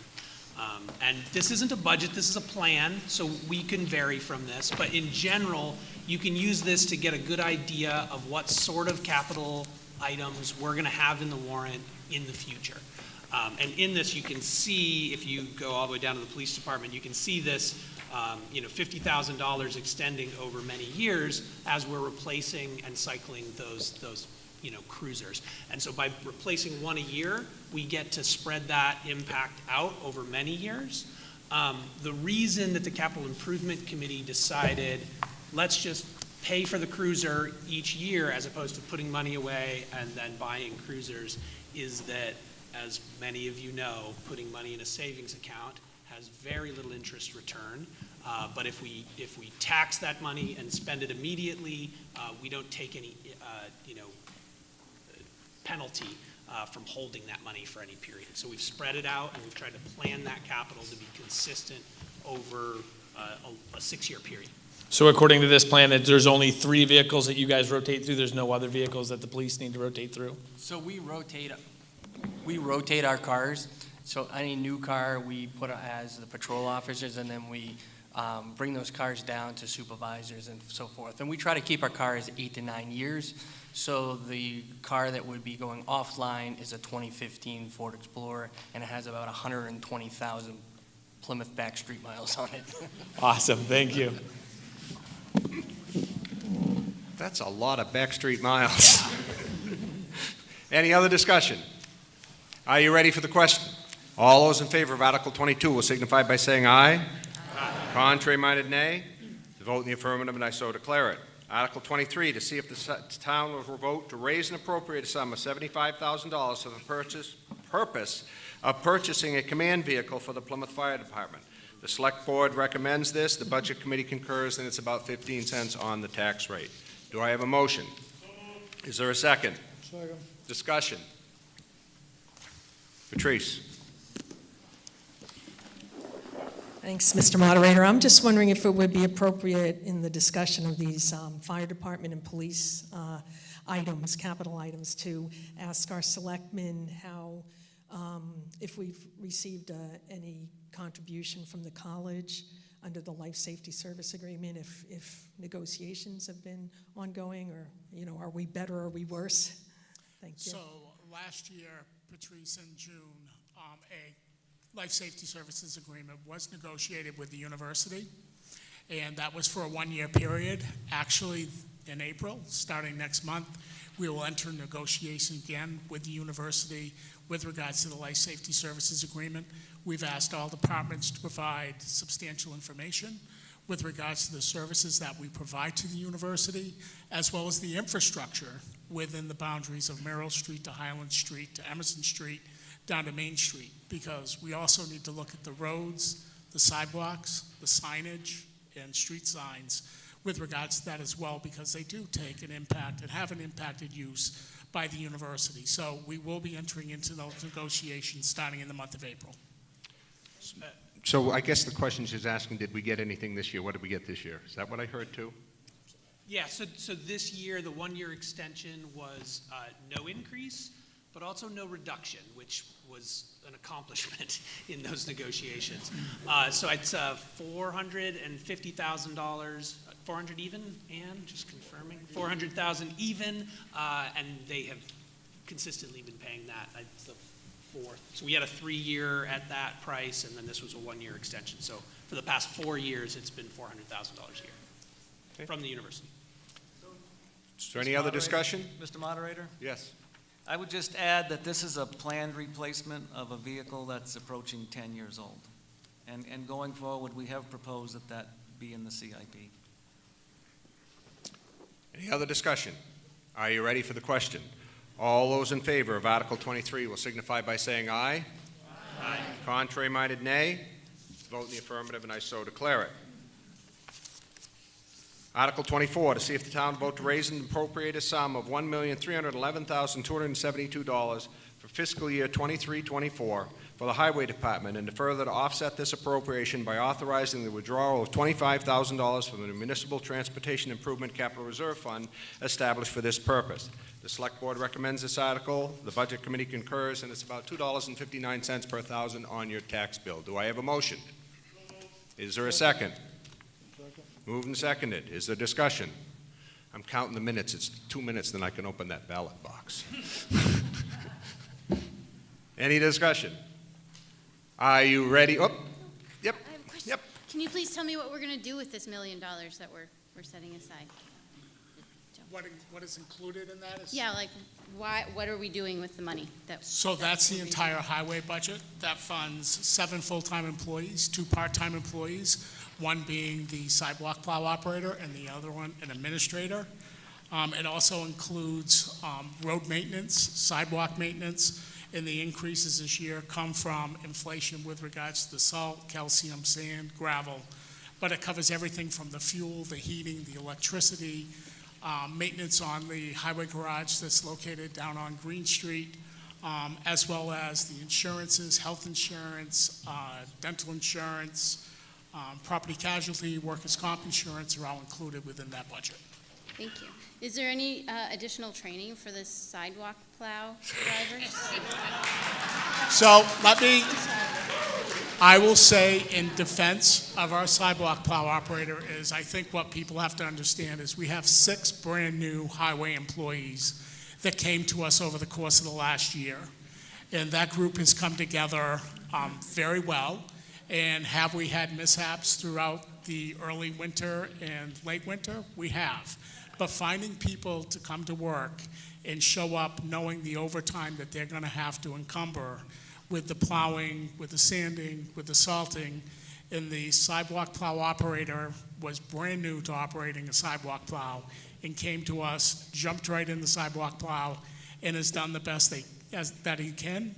I will say between Joe and Steve St. Pierre, our supervisor of operations, they have worked with each one of these individuals, and hopefully I will say that they have come together as a very strong group and should be applauded for the efforts. And I think if you'll notice over the last couple storms, you've seen that pavement bare, and you've seen the dirt road, the gravel roads well maintained and plowed as they should have been plowed. So we are working, we are coming together, but it is a brand new staff that Joe and Steve have put together over the last 3 or 4 months. Jeremiah Lampson again. I'm assuming that the reason this is a separate warrant article and not included in the budget is because you're taking money out of a capital reserve fund. That's right. What is that capital reserve fund that it only has $25,000 in it? So the Capital Reserve Fund is funds that are appropriated through motor vehicle registrations, and then that money is put into capital reserve to fund a portion of the budget. The portion of the highway? Yeah. Okay. Any further discussion?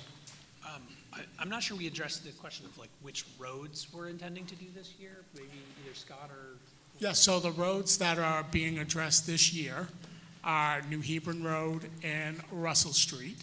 And I will say with that, if you look at page 64 in your town report, it does outline at the bottom of the page some of the strategic priority roads that are going to be looked at in the upcoming years, part of the capital improvement program, as well as Lakes Region Planning Commission assisted us with putting together a road surface management study.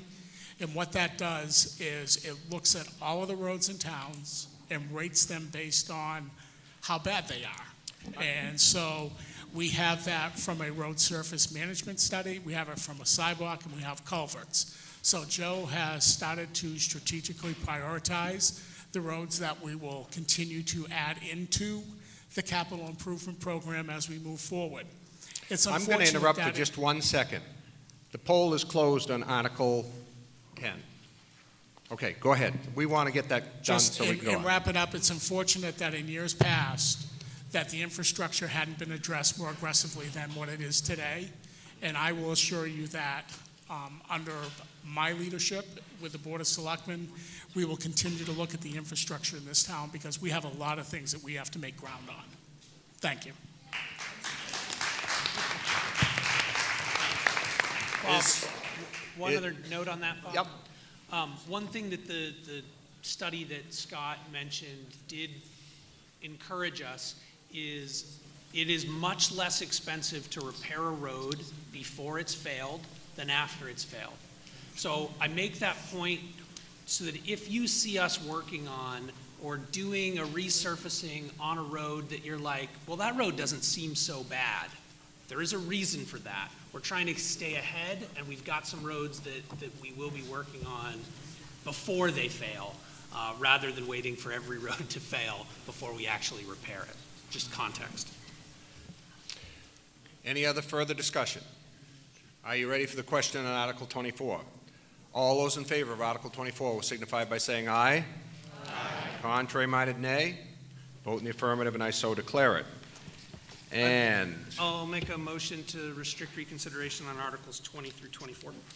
it's been, yes.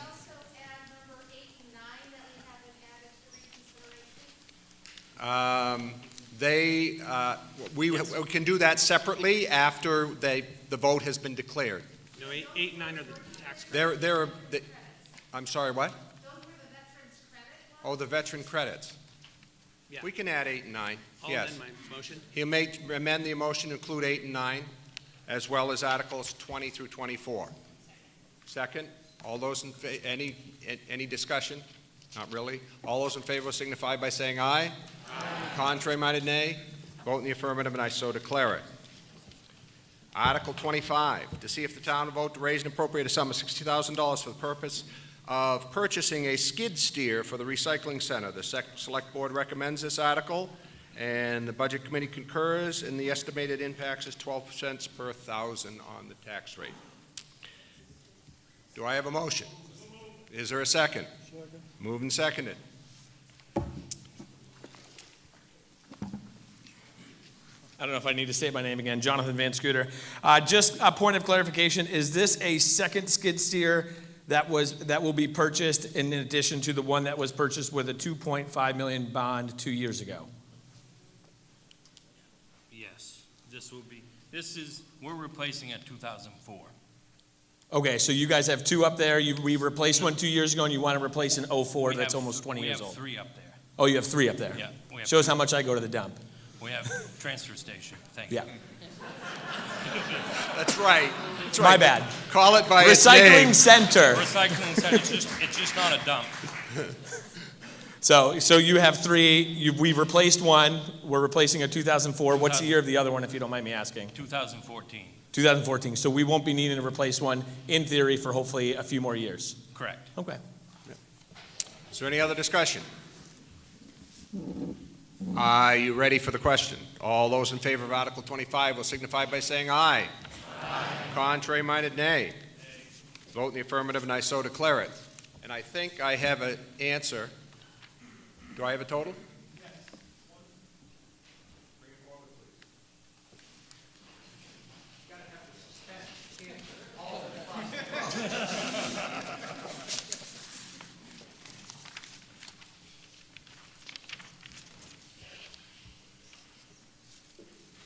Article 10. 159 yes, 19 no. Article 10 passes.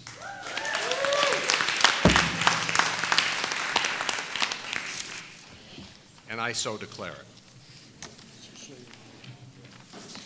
Article 26, to see if the town will vote to raise and appropriate a sum of $10,000 for the purpose of replacing a computer server at the Pease Public Library. Select Board recommend, the Budget Committee concurs, about 2 cents per thousand on the tax rate. Do I have a motion? Second. Discussion. All those in favor of Article 26 will signify by saying aye.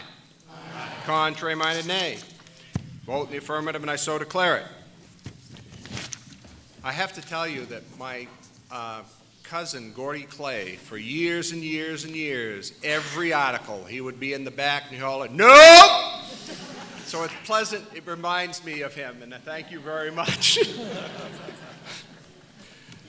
Article 27, to see if the town will vote to raise and appropriate a sum of $703,015 for the purpose of funding the following capital projects for fiscal year 23-24. Landfill monitoring, $10,000. Pease Library carpeting, $13,000. Improving road construction projects, $550,015.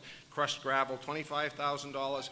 Highway building maintenance and repairs, $85,000. Town hall maintenance and repairs, $20,000.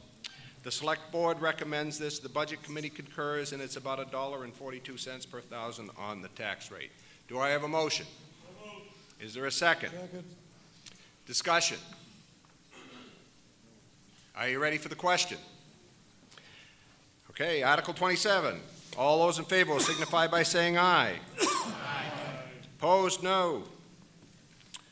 Article 27 passes, and I declare it. Article 28, to see if the town will vote to add to the existing capital reserve fund under the provisions of RSA 35:1 for the following purposes: to raise and appropriate the respective sum totaling $245,000 to be placed in said funds. Conservation Commission Capital Reserve, $5,000. Town Reevaluation, $15,000. Ambulance number 1 replacement, $120,000. Material handling equipment, $105,000. The Select Board recommends, the Budget Committee concurs, and it's about 49 cents per thousand on your tax rate. Do I have a motion? Is there a second? Yeah, it's moved and seconded. Do I have discussion? All those in favor of Article 28 will signify by saying aye. Aye. Contrary-minded, nay. Vote in the affirmative, and I so declare it. Article 29, to see if the town will vote to raise and appropriate a sum of $74,040 for the purpose of funding the following non-profit health agencies. Pemmy Baker Home, Health, and Hospice, $15,570.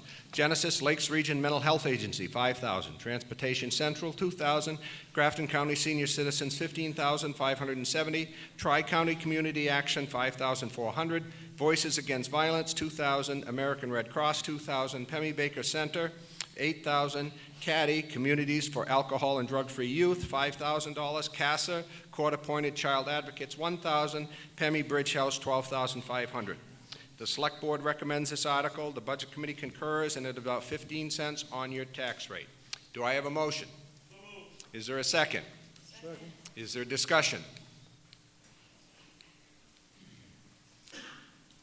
No discussion coming forward. All those in favor of Article 29 will signify by saying aye. Aye. Contrary-minded, nay. The vote in the affirmative, and I so declare it.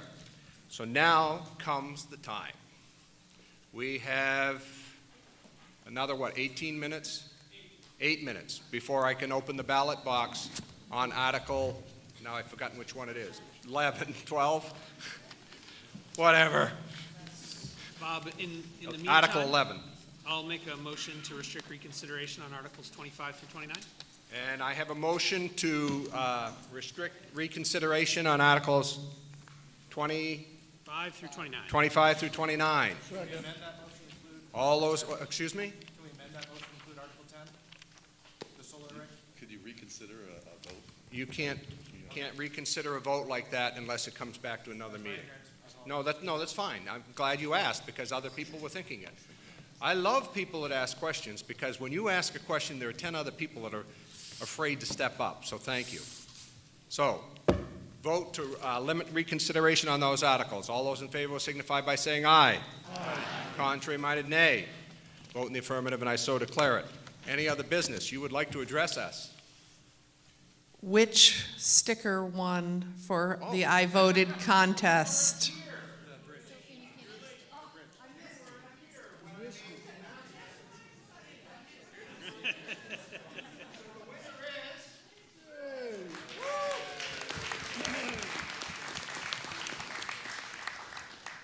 If I may, Mr. Moderator, I just want to say thank you for attending the meeting tonight and your participation. This is what our hope was for, is that we would fill the room. And I can tell you under my leadership, my office door is always open. My phone line is always open. I will return a call within the same day I receive it. So please, please don't hesitate to call or come visit Town Hall. I want to hear from you all because, as I stated in my interview for the town manager's position, is my network is my net worth. So all of you are part of that network, and all of you have an important voice in this town. And I encourage you to use it and come see us, visit our departments to see what we're doing and understand the complexity of operating a municipal government. So thank you for attending tonight.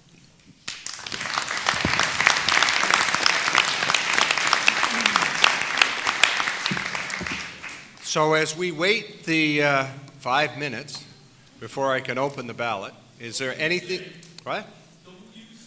Oh, come on. So many of you don't know, but many years ago when I was teaching in Laconia, we had a time when we were all doing a lip sync, and they had me dress up like Elsa and saying, "Let it go." So I'm not going to do that. But I don't mind having fun with students when I was teaching. Yes?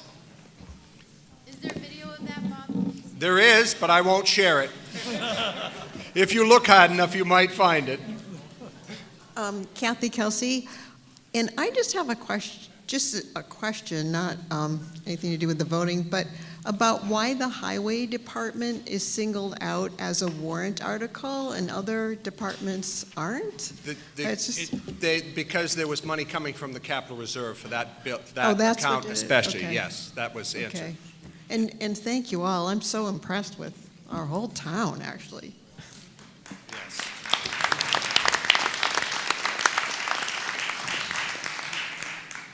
Hi, Phil Lamro. I just wanted to thank all the members of the Select Board and the Budget Committee who worked so hard on the budget. Thank you. We should extend that thanks to Phil, who headed up the Capital Improvement Planning Committee. So thank you, Phil.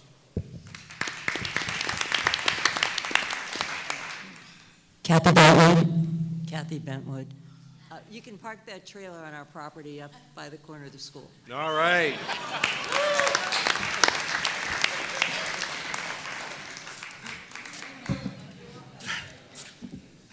Will Bond again.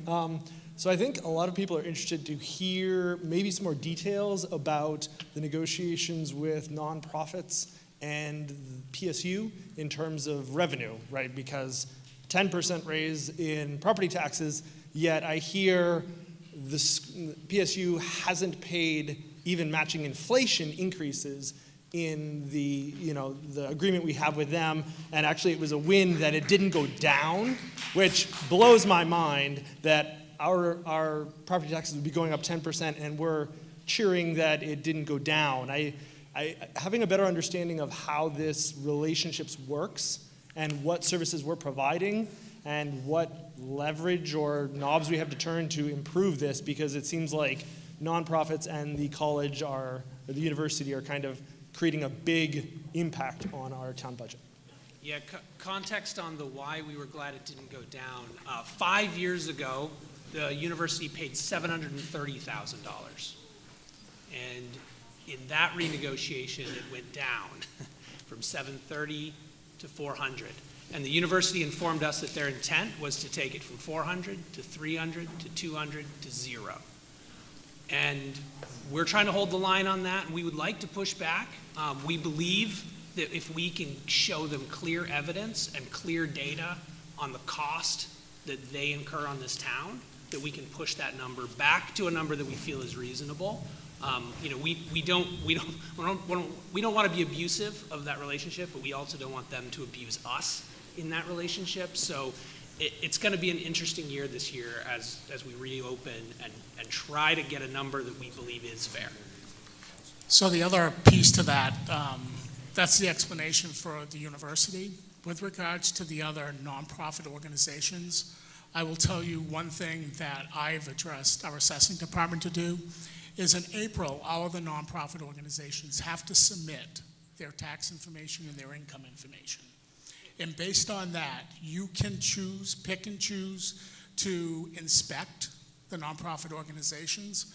My direction to Whitney Consulting, our assessing firm that works with the town, is we will inspect each and every nonprofit organization to assure there's not a for-profit piece of that organization that resides in that building.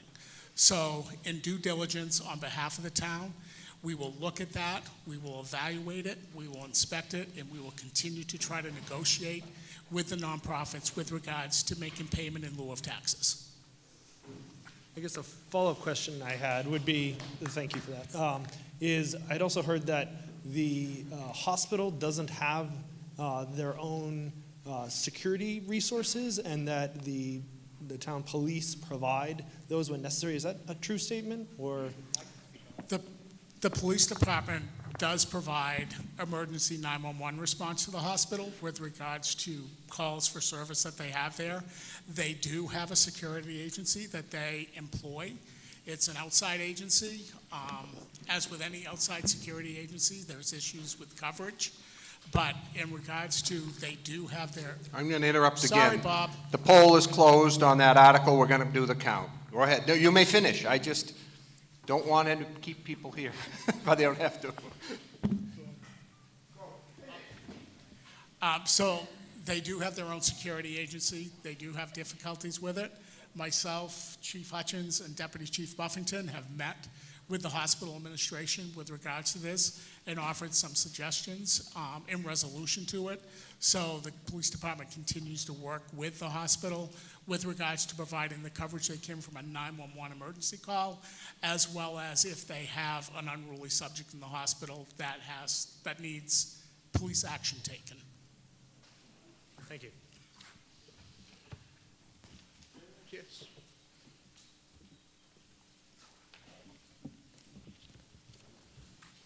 My name is John Dockery, and I have a question for you. I want to start talking about taxing profit corporations. Particularly, I noticed that the Tenny Mountain Highway seems like it's for sale. A lot of vacant lots, a lot of logging being done. I'm getting a little tired of every Saturday morning driving to Tilton. You guys have any news to tell us about anything coming into town or anything happening, or? So I can tell you that we do have some development that's going to be occurring out on Tenny Mountain Highway. Oh, good. Mike McGinley, a developer, has started to start discussions with the planning board with regards to what's called Riverside Landing Phase 2. So if you drive into McDonald's and you see that vacant land that's been cleared to the right-hand side, it's proposed for a 102-room hotel, as well as a pad for a restaurant and a Starbucks coffee shop. So that's going to be developed. And then we've had a couple other conversations with Pemmy Valley Habitat for Humanity with regards to a housing complex that may take place out on Tenny Mountain Highway. And when I say Pemmy Valley Habitat for Humanity, when they build those houses are purchased and they are taxable property, and the residents that purchase those homes do pay taxes. From another perspective, we have Tenny Mountain that's coming in front of the planning board this Thursday night with regards to some growth in that area up there. The other thing is we are currently working with Plymouth State University with regards to a cluster project that will help us kick off our economic development and parking issues in the town of Plymouth. So today I got a contact, and my contact is Jess Dutile, who is in the audience tonight, who is the director of the Community Impact program at the university. So we'll be kicking that off with community members representing the town, and then the cluster project from Plymouth State University.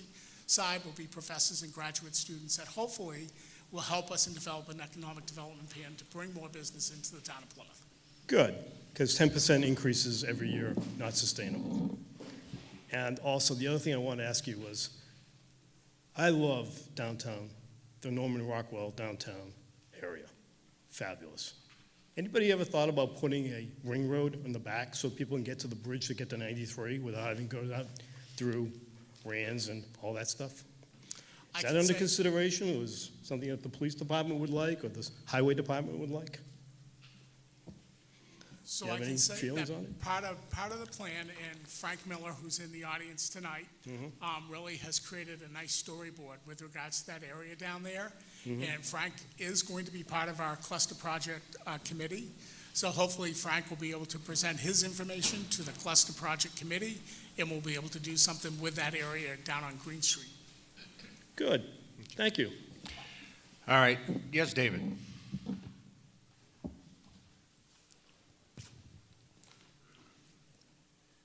Very quickly, we need volunteers who will participate on the Zoning Board of Adjustment, either as full-time members or as alternate members. We're supposed to have 5 people when someone comes forward with an application, and on occasion, we've had less than 5, and that's not fair to the people who come forward. So if you have an interest in that kind of a task for the town, it doesn't pay anything. You don't have to work too often. We, at best, meet once a month. I really wish you'd talk to the select board and get yourself appointed. Thank you very much. All right, I have the results from Article 11.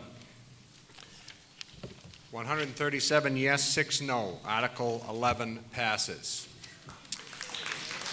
So, I would just like to say one thing before I entertain a motion to adjourn, is that I think that this meeting, more information has come out about things and about the budgets than on many others, because things were so well prepared, the board was so well prepared, and they supplied the information in advance. And I'd just like to thank everybody involved, because it makes my job easier, right? So I would entertain a motion to adjourn. We are adjourning at 9:03. Thank you very much, everyone.